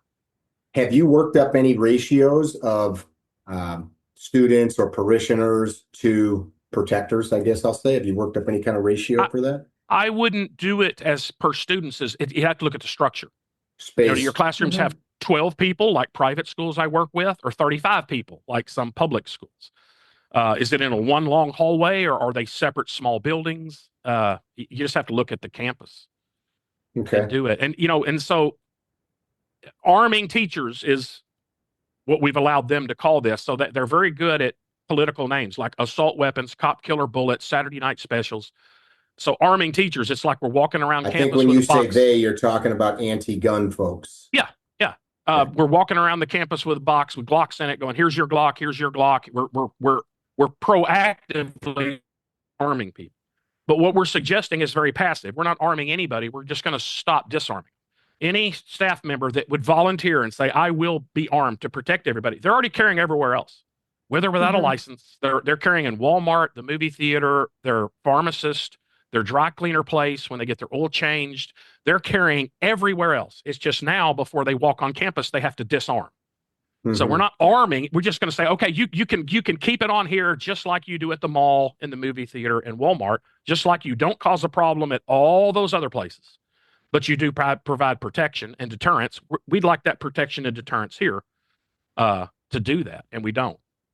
I know lots of people in professional jobs that are banned from carrying, medical, education, etc., that most assuredly have firearms under their scrubs, under their teaching gown, etc. And of course, they're violating the law. I'm not suggesting anybody do that, but I know professionals that have admitted it to me in training in private, and I'm not suggesting anybody break the law, but we've all met somebody that does that. I think what we got to do is make that normal. How much training, and this is always the hard part, right? What is the standards? Oftentimes we look at law enforcement. Most of the time, law enforcement standards are not really that awesome. And even some military standards are not that awesome. What's your thoughts? And I know you have some on this as well, Bennett. Where should people, what level should you think people should be trained to if a school board or principal or superintendent is going to allow them in the school with a firearm? I am probably going to have a lot of people in the training and gun industry disagree with me on this. I don't think a lot of time training is that important. If you want to have some kind of standard, that's fine. But to be honest, here in Arkansas, the standard for a handgun for law enforcement is, part of the No Cop Left Behind law. It's unbelievably low. You could throw your pistol and hit the target enough time. When I moved back here in 2010, we had a 50-round qualification for handguns for cops, and you had to shoot 6 of those rounds at 25. then you went in and shot your remaining 44 rounds at the 3, the 7, and the 15. So many cops failed because of those 6 rounds. They couldn't even hit the cardboard, get away with 5 yards. Now you only have to shoot 3, 7, and 15, and you only have to get 80%, and that can be on your 17th attempt. The cop that gets 81% on his 17th attempt is just as qualified as the cop that shot a perfect score on his or her first attempt. And so, you kind of feel like you had to have some kind of qualification. I don't think training is that important. I think the biggest thing is emotional control. So something I've heard my entire gun training life is you will never rise to the occasion. You will only sink to your lowest level of training. The longer I study this, the more I think that, I'm not saying it's wrong, but it's not 100% true. You couldn't explain Vic Stacy. You couldn't explain Eli Dickin, the 22-year-old car mechanic that had no professional training, no police, but he got hits at 43 and 22 yards. I think sometimes in the gun industry, especially men have egos. We like to make it think it's a lot harder than it is when all we're talking about is lining up 2 things and pulling a lever. That's not calculus. That's not brain surgery. It's lining up 2 things and pulling a lever. First of all, I can't listen to you anymore if you're doing iron sights because you can only shoot dots to survive. Yep. Gun Amish. Is that what they call it now? Gun Amish. Gun Amish. Yeah. Well, if you got a dot, then you don't even have to line stuff up. But so I think the biggest thing is the emotional control to do the simple task of lining up the sights and pulling the trigger and not letting them, what we call the monkey, get to you of screaming under stress. Shoot now versus get closer within my skill. If I cannot guarantee every single trigger press is a solid hit beyond 15, why am I shooting him? Our hallways here in our high school is 80 yards long. Why am I shooting him? My cafeteria is 60 yards wide. Why am I shooting at him in a crowded cafeteria with hundreds of kids at 60 yards if I can't guarantee hits past 15? So it's more important to have the emotional control to get within your skill level and then press the trigger at the rate you can get the hits versus as fast as your trigger can move to make a lot of noise in that area. So I'm not against, so when we train for this, we talk about the difference in the range training, whether it's a qualification or it's a gun class and you're shooting a drill, the instructor says, stand on this line and shoot this many rounds. And sometimes in this much time. Well, you're taking that class, you're making that qualification, and so you have to do that. That's administrative. If he tells you to shoot 6 rounds from the 25-yard line in 12 seconds, then you do your best. If you fail to get the last round off, if you completely miss the cardboard with 1 or 2 of those 6, you can probably still pass the course. Okay, and your misses won't hurt anybody because there's a wall of dirt on our outdoor range. But in a public shooting, there is no range Nazi. There is no person in charge. You're in charge. So you decide from where to shoot. And then you decide there's timing is artificial. You press that trigger as slowly as you need to get you hits. Do it as quick as you can, but only as quick as you can get the hits. So I think that's the most important thing. We talked about the Parkland SRO who heard the shooting, reported the shooting, and didn't go in. Most people know about him, but most people don't know that the next 7 deputies that showed up didn't even get within 50 yards of the building. So the police training and the badge, I think there's something to be said for having skin in the game. If I work here, if these are my kids, this is my school, I might be more inclined to do something that if I'm being paid $25 an hour or I'm responding here. The mega church in Houston, 16,000 seats, Lakewood Church, I believe that was this past February. They paid 5 cops to be there off duty. When the shooting started, 1 cop walked down there and killed the active shooter. The other 4 hid. So I think the most important thing we can do in training for the active shooter, when I do active shooter training on the range, the most important thing is everybody knows how far back they can guarantee every hit. So we start at the 5, we shoot 10 rounds. We don't shoot it at once. I call out 1, 2, 1, 3, 2. When that adds up to 10, we stop. If all of your shots are in the 8-inch A zone, then you've graduated the 5-yard line, move back to the 7. We do it again. If all 10 there, you move back and do it at the 10, then at the 12.5. And so it could be called the everybody misses drill because everybody's going to go back until they miss. So if I miss at the 17.5, the 15-yard line was the last distance at which I got every single round in there. So that right now, today, that's my distance. That's as far back as I can get. So that means if I go looking for this guy as a cop or an armed staff member or just an armed citizen in the mall, when I go looking for this guy, that's how close I got to get before I start squeezing rounds off in a public place, because he doesn't need to be shot at. He needs to be shot. There's a huge difference there. Mm-hmm. And so we teach, like everybody, we might word it differently, but rule 4 of safety, you be sure of your target and what's in line with your target. What we say is the first half of that, an active shooter probably won't be a problem. When you see a guy in a public place shooting people, that's him, right? No trick there. The last part's the hard part, and what's in line with him, because you can almost never know in a public shooting if there's anybody behind him. There probably is. There almost always is. But you may see that because of tunnel vision, because of stress, because of walls. He's up against a wall. There's nobody behind him. Well, is that wall bulletproof? Interior walls usually are not. So is there a lot of kids behind him? If I do a mag dump on him and hit him with 5 of the 15 rounds, well, where are those other 10 that go through the wall and hit kids on the other side? Sure. So we have to get away from that 80% is fine. It gets me qualified and I can keep my paycheck. We talk a lot in the gun training world, right? Those people that carry guns, we talk a lot about, am I justified to pull the trigger? What legal elements have to be met? Ability, opportunity, jeopardy, reasonableness. What legal obligations have to be met before I'm justified to pull the trigger? And we do need to talk about that. The problem is we don't talk about the other end. We only talk about, am I justified to pull the trigger? We don't then go, okay, I am justified to pull the trigger. Am I now justified where all my bullets landed after I justifiably pulled the trigger? We don't talk about that, because we're used to training on a range. And of course, all the bullets end up in a pile of dirt, and that's justified. We talk about it. I mean, I think a lot of people talk about it, but that's definitely not a large sect of the training community for certain.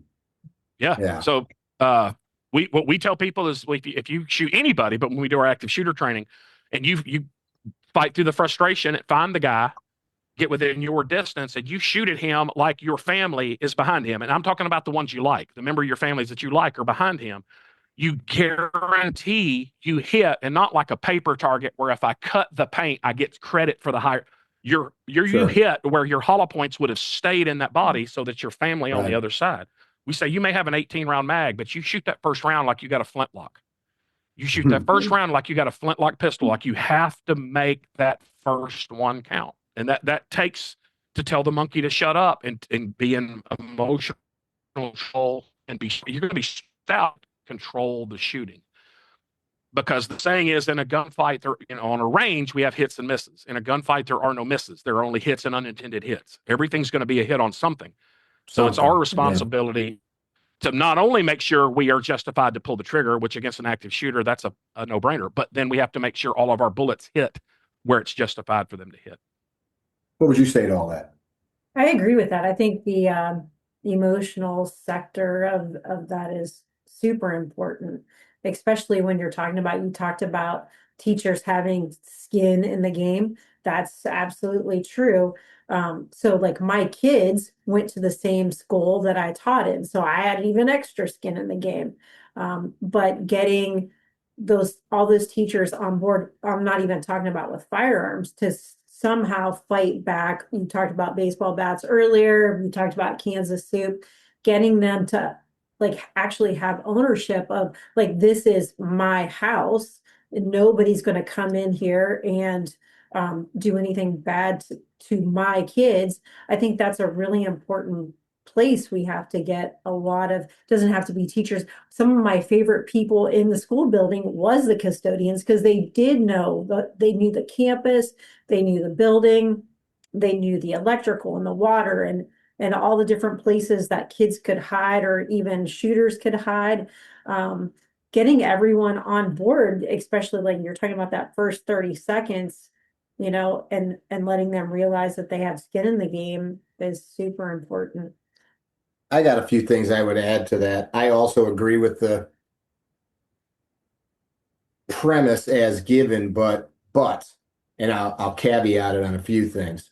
All of us in the room here, if we had a choice for a gun at school and casually plinks with it and maybe attended your course and mine to protect our kids, or Max Michel, or Travis Tomasi, or JJ Ricazza, or my friend Les Keys Martoni, all national or world champion grandmaster level shooters, I think all of us would say, I'll take that guy. Or if we had Ed Monk, famous firearms instructor, former Army colonel, or Mickey, who shoots the shit out of guns, or Z Durham, fifth group assaulter, 15 years kicking indoors, badass. Who would you rather protect your kid?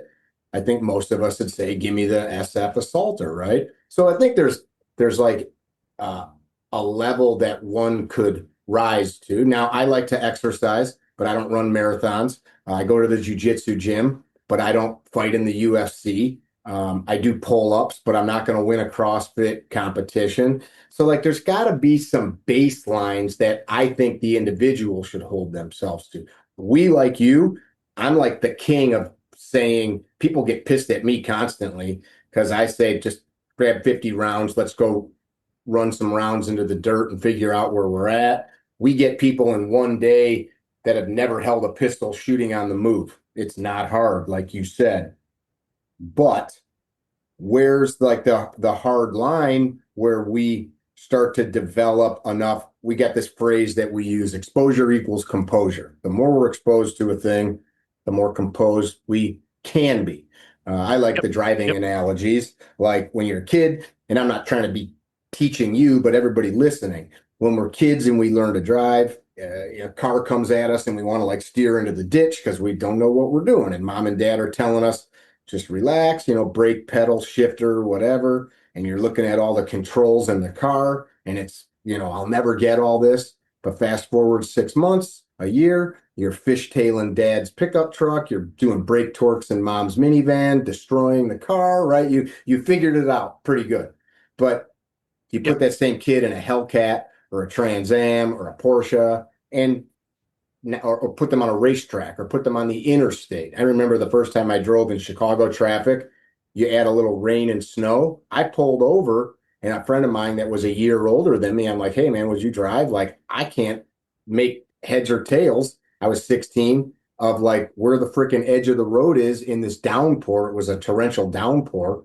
And, my friend was 18. He drove us home because I was like, I don't know what the hell, like what we're doing. So I knew how to drive. I knew how to drive quite well, actually, until all of the problems around me. There was like 6 screaming teenagers in my truck. We were at a amusement park all day. I drove in I had a Ford Bronco, and they were all sardined in there. The music is blaring. People are smoking cigarettes. The car's getting fogged up, and it was just too much for me to deal with. And, looking back, it's comical, but like I didn't have enough exposure to deal with it. I had to pull over and let somebody else handle it. So I agree with everything you said. I'm not disagreeing with you. But should we not, as an individual, say, okay, like what standard should I hold myself to? And I don't know if that's like the air marshal standard or the this guy's standard or that shooter guy's standard. Like I like Claude Warner in printer paper. Like I really like, you 8-inch circle, like, how big, how far, how fast, and create some standards such as I'm almost 50 years old. How many push-ups should a 50-year-old male be capable of doing if he doesn't have a broken back or a shoulder that needs surgery?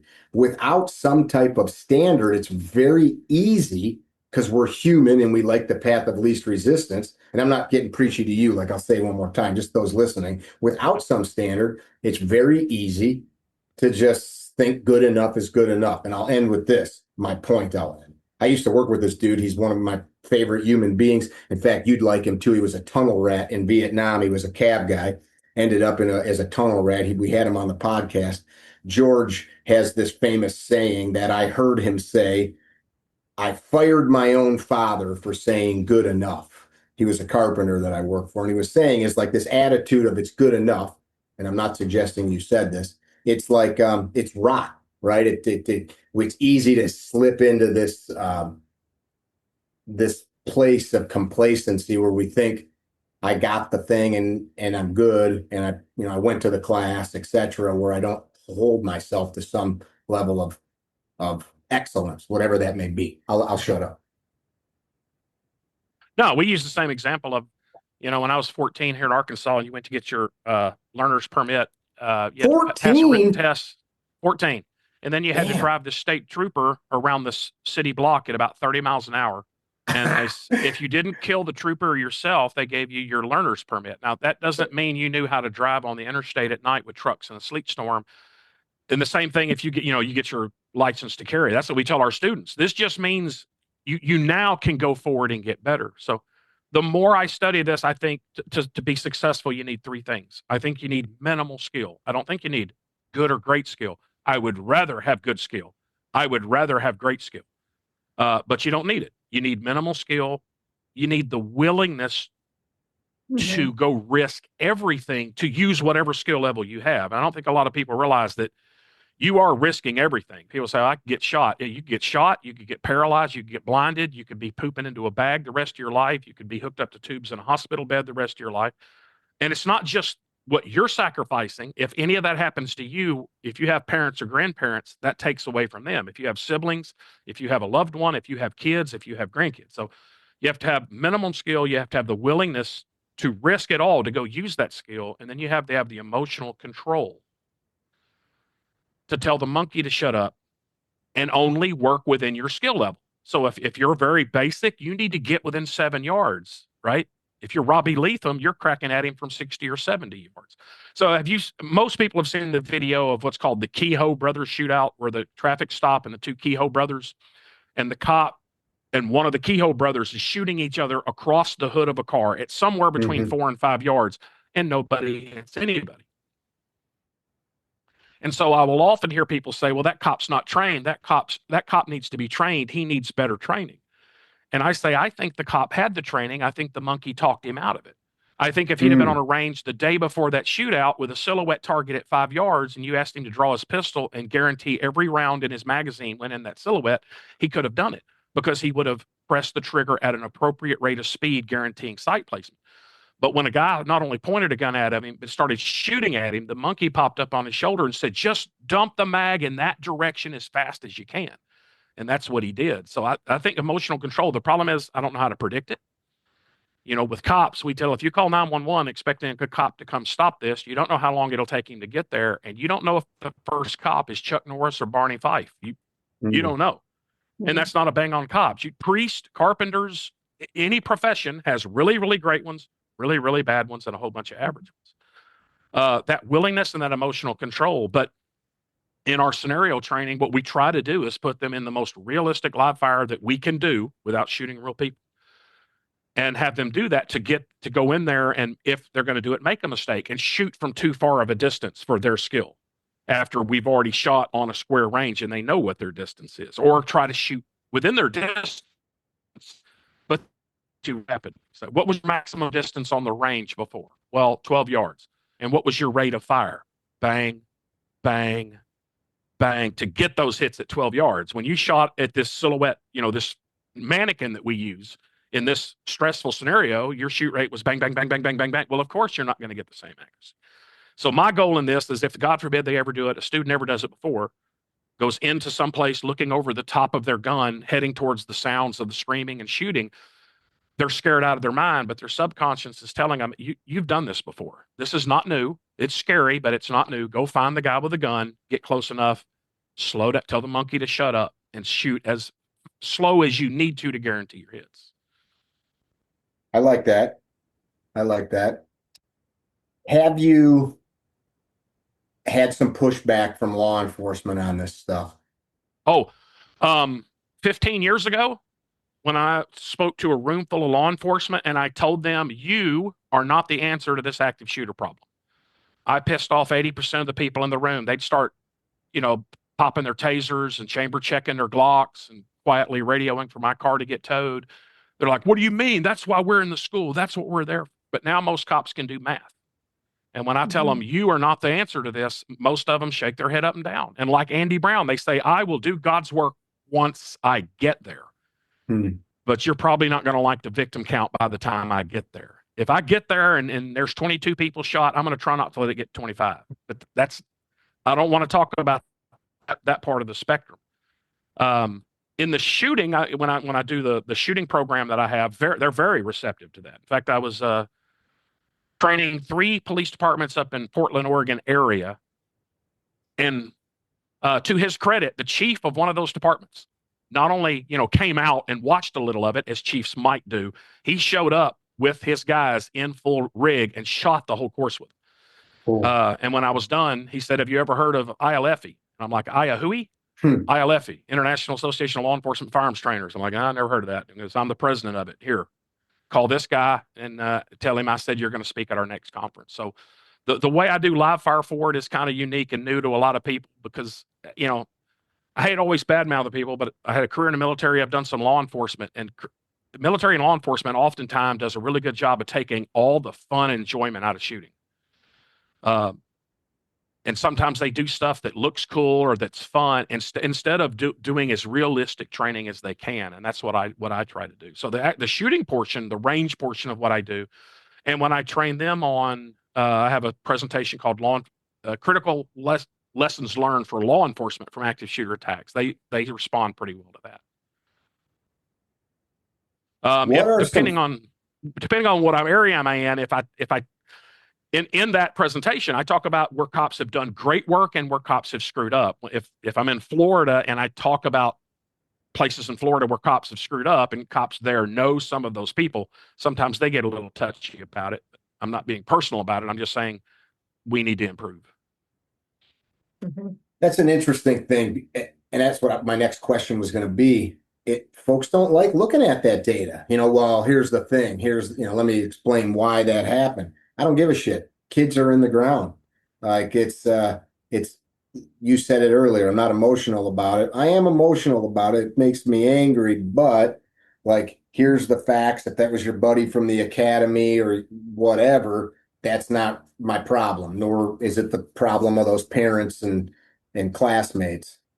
Here's a big problem with, in my opinion, law enforcement training for the active shooter perspective.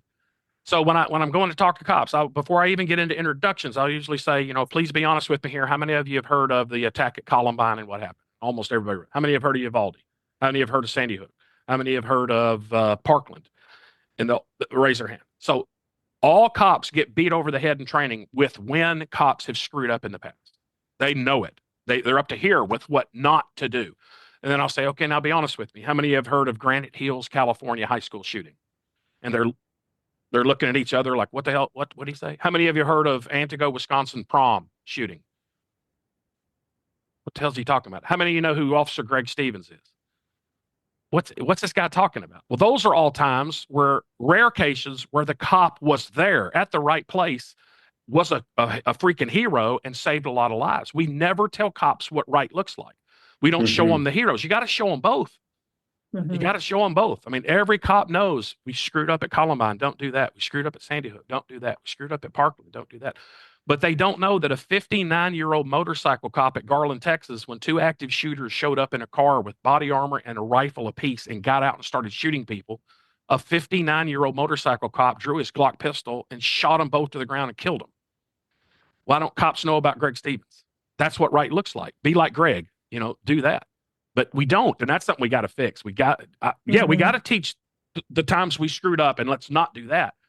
But show them what right looks like, right? Just don't tell your batter when he goes up, don't strike out. Yeah. Don't strike.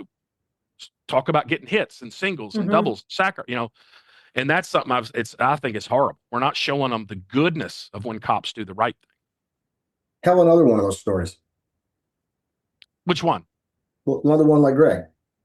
Oh, Antigo, Wisconsin is a prom. The shooter pedaled his bike to the prom with a soft-sided guitar case on his back to shoot up his prom with an AK, had an AK rifle in it. And he's outside the building, and I don't remember if it was a school building or a private building, but he's outside on the side of it's dark, and this group of like 8 students comes out of the building going out to the parking lot, and from the side of the building, he starts shooting it. And then I don't know whether because he wasn't getting hits that he wanted or he wanted to see the destruction he was causing, he walks in on him as he shoots. Well, what he wasn't counting on was there's 2 cops running drug dogs through the parking. And one of those 2 cops said, I'm not going to let you do that, and draws his pistol and advances on him. Got this on video. Advances on him and shoots the guy to the ground. The guy had a 30 caliber rifle, and this cop says, you know what? I'm not going to let you do this, and shoots him with a pistol. And then Granite Hills, California, depending on how you define active shooter, there could be one other case, but Granite Hills, California is the only, if not one of two cases, that an active shooter student kicked off in a school and the SRO was close enough. Either the student was unlucky or student off in a quad between buildings, or was right around the corner of a building, out of sight, but could hear it. And he came around the corner and shot the guy down and ended it with single-digit victim numbers. But no one knows about that. We don't tell them, well, it was only a few people shot, so that's not going to make the news. But yeah, but that's what we want. We got to start covering the times where it works. Like, Eli Dickin, the guy had 4 magazines and an AR. He only shot 5 people because Eli Dickin was in the mall and said, I'm not going to let you do that. Jack Wilson in the church, the guy pulled out a shotgun, but only shot 2 people before Jack shot him in the head in less than 3 seconds. We have to start showing what works. So you talked about this. After every big attack, we wring our hands. Oh my God, another one. We can't seem to stop them. What could we possibly do? Well, we know what works. Jack showed us what works. Greg Stevens showed us what worked. Eli Dickin, Vic Stacy, Humberto Garcia. It's not, hey, I think this shooting these active shooters quickly is something that could work. We know it does work. It's proven. It's just a matter of, do we have the stomach to do it? Mm-hmm. Immediate counter violence. Yeah. And just the church this summer in Michigan, where the deacon hit him with the truck before the armed staff shot and killed him. That works. Every time it's applied, it works. Every single church that had armed volunteers present when they were attacked, it's ended with single-digit victims. It's ended quickly. And armed citizens have never yet shot the wrong person while shooting an active shooter. Could happen tomorrow, but so far it happened. Cops have shot the wrong person multiple times responding to active shooters. Cops have shot each other by mistake 3 times responding to active shooters. So we think, oh yes, we definitely want cops on campus, but there is no way we're letting Joe Blow, citizen who thinks he's all that, carry a gun on. But actually, they have a better accuracy record and a better safety record than cops do. If moms and dads from any town USA were going to go to a school board meeting or call their superintendent or principal, what are some talking points? Time is the most important thing. If there is a way to stop the shooting from occurring, I'm all for that, but that's not my business. So if he starts shooting at the school where my kid is, time is the most important thing. If based off the shoot rate of average active shooters, the only way to have an expectation of causing a low victim count, 0 to 9, single digits, is he has to be stopped in the first 30 seconds. There is no way possible to communicate with someone who's not at the attack site and get them there within 30 seconds of the first shot. So by default, that means the victims, the staff, and the students have to fight back. So we must change our policy, if it's not already, and 98% of schools are not, from lockdown drill or run hide for first choices. We got to change our policy to anybody who is capable and willing must fight back ruthlessly, viciously, all in deadly violence. That's the only way we can have an expectation of causing a low victim count. So that's what we have to do. Let's talk about that. When I do a walkthrough, we walk through the school. Show me what's the best weapon you have in here. And if it's not the best possible legal one, we need to bring one in. What's the best way to flee? Show me all the options you have to flee, because you don't know which direction the active shooter is going to be from you. And that's Define in your words, Colonel, ruthless and vicious. Ruthless, all out. Roots are not a little bit, not a slap, not all ruthless and vicious to immediately stop his behavior. So that is hot coffee in the face, a baseball bat to the throat, your thumb in his eye socket. Tackling can work too, but schools don't even paddle now. They don't even talk about a little bit of violence that doesn't even leave a bruise. So it's hard to get them to go into this all-in vicious violence. Now, that's what they want the cops to do when they show up, is shoot this cat and get it over with. But we got to do all-in vicious. So we're not just trying to hurt them. So when I say if they break through the glass of your classroom door and reach in to unlock it, don't bruise their arm with the baseball bat or where you have it. Attempt to break that arm in half. Mm-hmm. And I talked to him. I say, has anybody here ever had your forearm broken? How much of your brain's attention immediately goes to that? And stops thinking about other stuff So, I mean, however how long it takes him to pull that broke arm back out of the window, hit it again, hit him in the wrist the next time. And don't just tap it and leave a bruise. Try to break it in half. That's the kind of ruthlessness. When he comes in, hit him in the throat, try to tear his head off when you do. So you 'Cause said, I believe, if over you stop 200. him, he's going to shoot 20 to 30 people in here. Sorry, I'm we sorry. had Go a ahead. lag. We had a lag there with your internet. I believe that you Yeah. No, said and they say, oh, that's so bad. Yeah. I'm 200. sorry. Go ahead. That's okay. I believe that you had told us earlier, over 200 people shot on military installations over the years. Any idea how many victims in these school shootings? What that total count is? Oh, got to be over 1,000. I mean, I'm just guessing. Got to be over 1,000. I mean, 38 at Parkland, 34 at Parkland, the 30s and People 20s. talk about like there's been gang violence that happened in a parking lot that was included in school shootings, Yeah, which that's part of the research problem with this is the way I define active shooter is different than the way most of the government agencies do. If I think my wife's cheating on me with her boss and I go to her work and I shoot her and her boss and clock myself out, I don't consider that an active shooter. That was a targeted double homicide followed by suicide. And school shootings are worse. You will see studies that say last year there were 774 school shoot. What? But they count if there was a convenience store across the street from a school and somebody was shot there. That's counted as a school shooting because it was adjacent. Or like you said, if a gang's doing drugs in the parking lot on a Sunday afternoon of the school, and a shooting happens, that's called a school shooting. In some cases, if it's a student shooting another student on a Saturday night in a mall because they were both students of that school, they call that a school shooting because it was school related because there were two students. So that the numbers are just that's how, and I think they do it like to get funding for something. If you say because there's been 1,000 school shootings versus if you say there's been 47, you're not going to get funding. But if you can define it to where this astronomical number, then people pay attention and pump money at you. What seems to be all the years of you doing this, the biggest hurdle challenge? It's really easy to talk to us about this, right?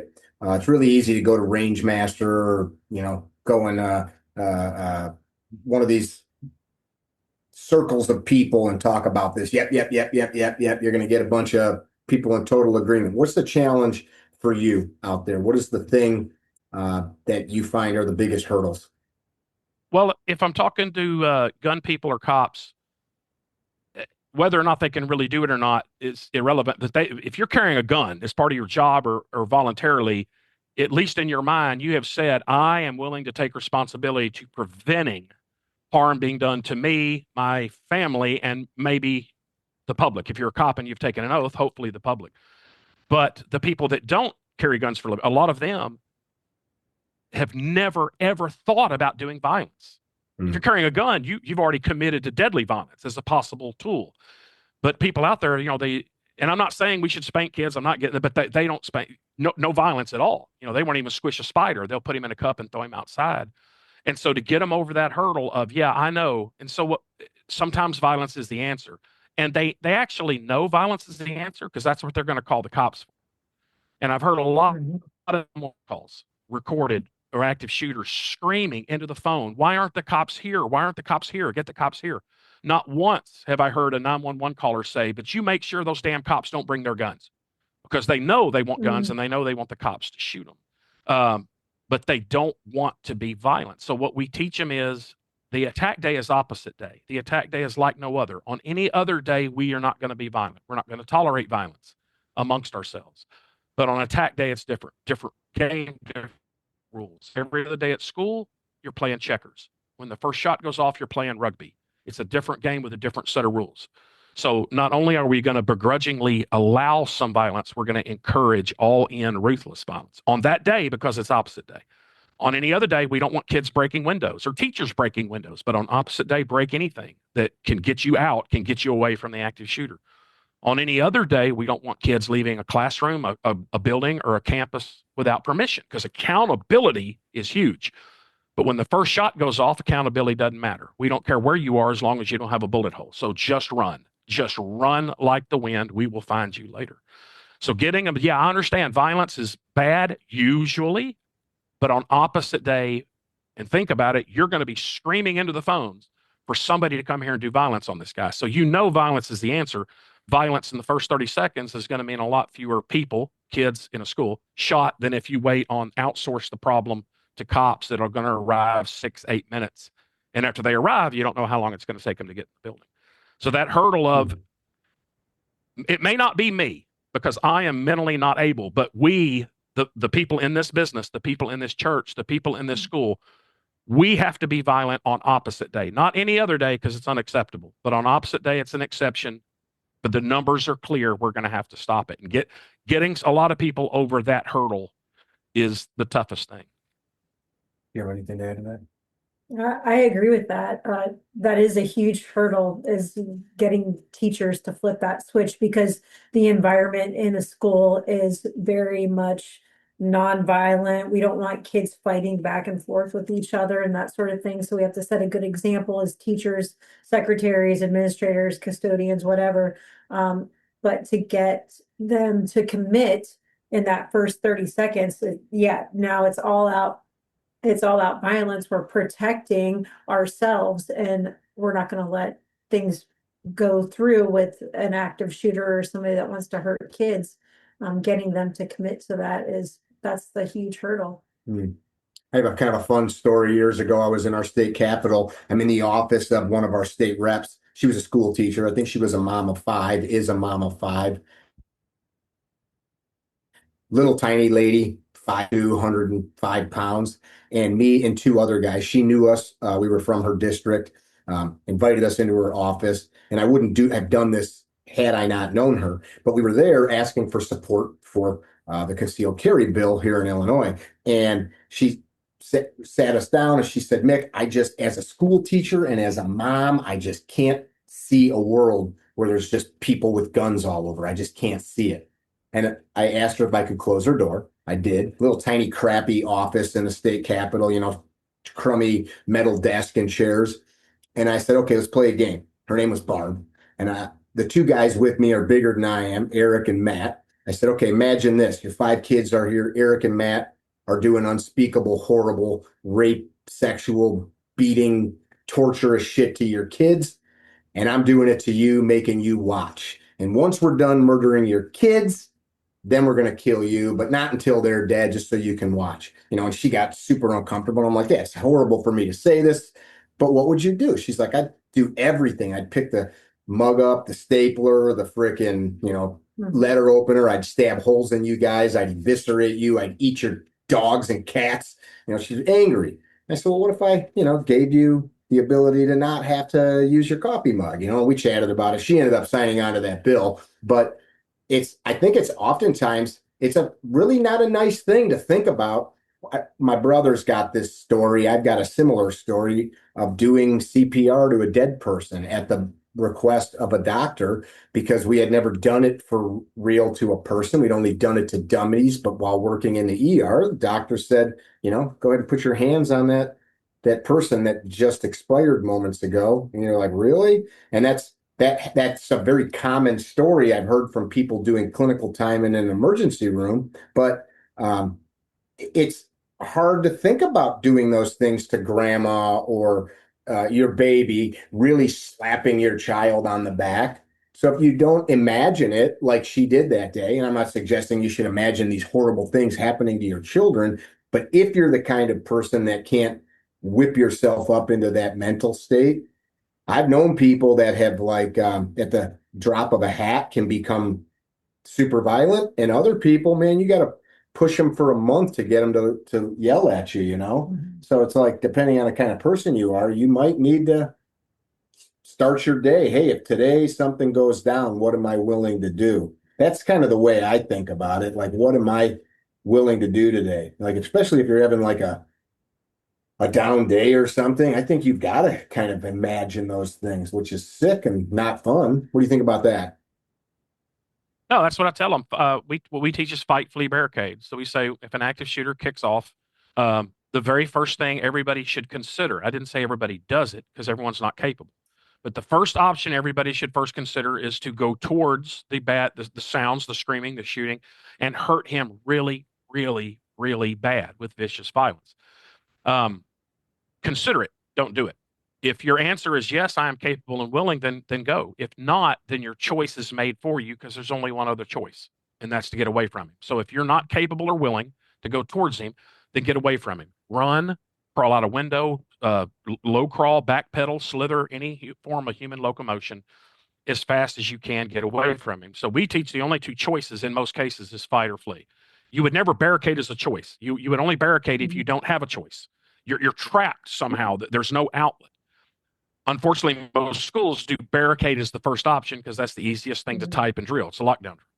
I had a guy one time at a school say, Ed, you're telling me I got to go home and tell my 5-year-old girl that she has to fight an active shooter. No, everybody doesn't have to fight. We only need one or two. We only needed Jing Assam. We only needed Vic Stacy. We only needed Eli Dickin. We only needed Jack Wilson. They're not going to go attack one person. That's not an active shooter. They're going to come attack a crowd of people. So out of a population that big, 50, 100 people, there's a handful of people in that group that are mentally and physically capable of fighting back. So let them. Tell them beforehand. We want you to. How can we help? How can we help you prep? And if I know who my fighters are at a business, or if I know who the people, I'm going to spread them out. And they're not going to be in the same hallway. Then thank you for being willing. If I'm not, thank you, because I might live because you're here and you're willing to risk everything. So thank you. Fight, flee, barricade. Everybody consider fight first. Anybody who's not capable or willing, then flee. Get away from, you only have to run a little ways to be hard to hit. You only have to run a little more to be impossible to hit. Just get away. Get away. I like it. So a problem I see is when I was a tank company commander, I had the rank of captain. I was in charge of 14 tanks, 80 guys. So I commanded one of those 14 tanks, and I had a sergeant and 2 privates on the tank with me. So I was this high-ranking captain officer, had 2 privates on the tank. If my tank got hit by direct fire or mine, artillery, if my tank took a hit, I paid the same price as my privates did, even though I was much higher ranking. So I had skin in the game. The problem with schools that I see is the people that make the real decisions that really do matter are the state legislature and the school boards. And they're not getting shot at. The people who pay the price for those bad decisions are the principals and below. They get shot. They get shot, and they really can't. I mean, principals have some say in their school policy, but it's really at the district and the state capitol. So you mentioned the state capitol. The Arkansas legislature meets every other year, and only for a few months every other year. Our state capitol has a police department. The Arkansas Capitol Police. They don't have 1 cop or 2. They have an entire police department to guard that capitol. And when the legislature is in session, the Arkansas State Police augment and send troopers over. So they know what is needed. They want to be protected. The legislators over there, when they're in session, you can't swing a dead cat without hitting a cop. But they're having policies to tell the schools, oh, well, 1 cop on that huge campus with 9 buildings is enough for you. It's not enough for us. We want an entire police department just for the Capitol plus troopers to augment. But 1 cop on your huge campus is enough for you. That's just this. I can't believe parents allow that. What's good for them? Yeah, that's a super annoying. That's an argument we've used a long time, right? All of these people have armed security cops, security paid for by us, Secret Service, et cetera, depending on what level of government that they're in. And on the other hand, are children who can't defend themselves. A kindergartner's not doing anything against a man with a rifle. They're expected to hide in a corner under a plastic chair. Well, I just saw on Facebook yesterday, I don't know what day it occurred, but of course they had that slaughter in Australia where people are not allowed to defend themselves. And they have, I guess, a memorial service for the victims. And the Prime Minister of Australia, who supports everybody being defenseless against active shooters, he shows up and he's got like, I don't know, 10, 12, 15 armed people around him as he comes to the memorial service. And he's booed by everybody. That's just it. You have to be defenseless. Complete insanity. Yeah. If you get shot, we'll have a memorial service. We'll hang teddy bears on the fence. We'll light candles. We'll cry. But then we'll go on with life. But I'm going to have 15 armed people around me paid for by your tax dollars. Ed, I totally appreciate, Bennett does as well, you spending the couple of hours talking with us. Couple of things. How do people find you? Oh, they can email me at my name, Ed Monk, EDMONK at AOL.com. Yes, AOL is still out there. It still works just fine. So I want to say this. People that use AOL say things like swing a dead cat. Yes. So, yeah. And they have iron sights. Yes. Yes, I don't like change. But it still works. It works just fine. You probably shoot a 1911 or a 5906 or even a wheel gun. You need to use the terminology. It's a 19 by God 11. But no, I shoot a Glock, a Glock 19. Glock 19. Yeah, but iron sights. My phone number is my cell, 870-273-1113. And then I don't have a webpage for Last Resort. We have Facebook page for Last Resort Firearms Training. I do have a book, first30-seconds.com. So Please say that one more time. 30 so www.first, the number first, then the number 30-seconds, seconds.com. And that'll get you to a page for my book. And if you want to buy it, there's a button that says buy now. It'll take you to Amazon, which is where they're sold. And Kindle is only $3.99. I'm not an ebook person, but if you are, $3.99, you can get that book. Paperback is $19.99. I just published hardcover about a month ago or less. It's I think $29.99. The reason Ed is not into Kindle is because it's not available on his flip phone. Correct. For him to be able to. You and my dad both have AOL. When you messaged me today and said you didn't, I heard I didn't get the email. That's the way I read your text. I made sure I had it right, and I was like, AOL. Yeah, I'm like, this guy's, you got mail, Ed. It worked the second time. Yeah, we got it. It was probably my fault. I probably failed somewhere. I have an iPhone 16, but the only reason I have it is my iPhone 7 I kept getting messages. As of this date, this phone will not work anymore. And that's the only reason I got a new iPhone. You probably have a better time now watching the nightly news on there or something. I don't know. I don't watch on the phone. Can you get AM radio on there? If I pull up the antenna on it, I can. Bennett, what do you got to add before we end her?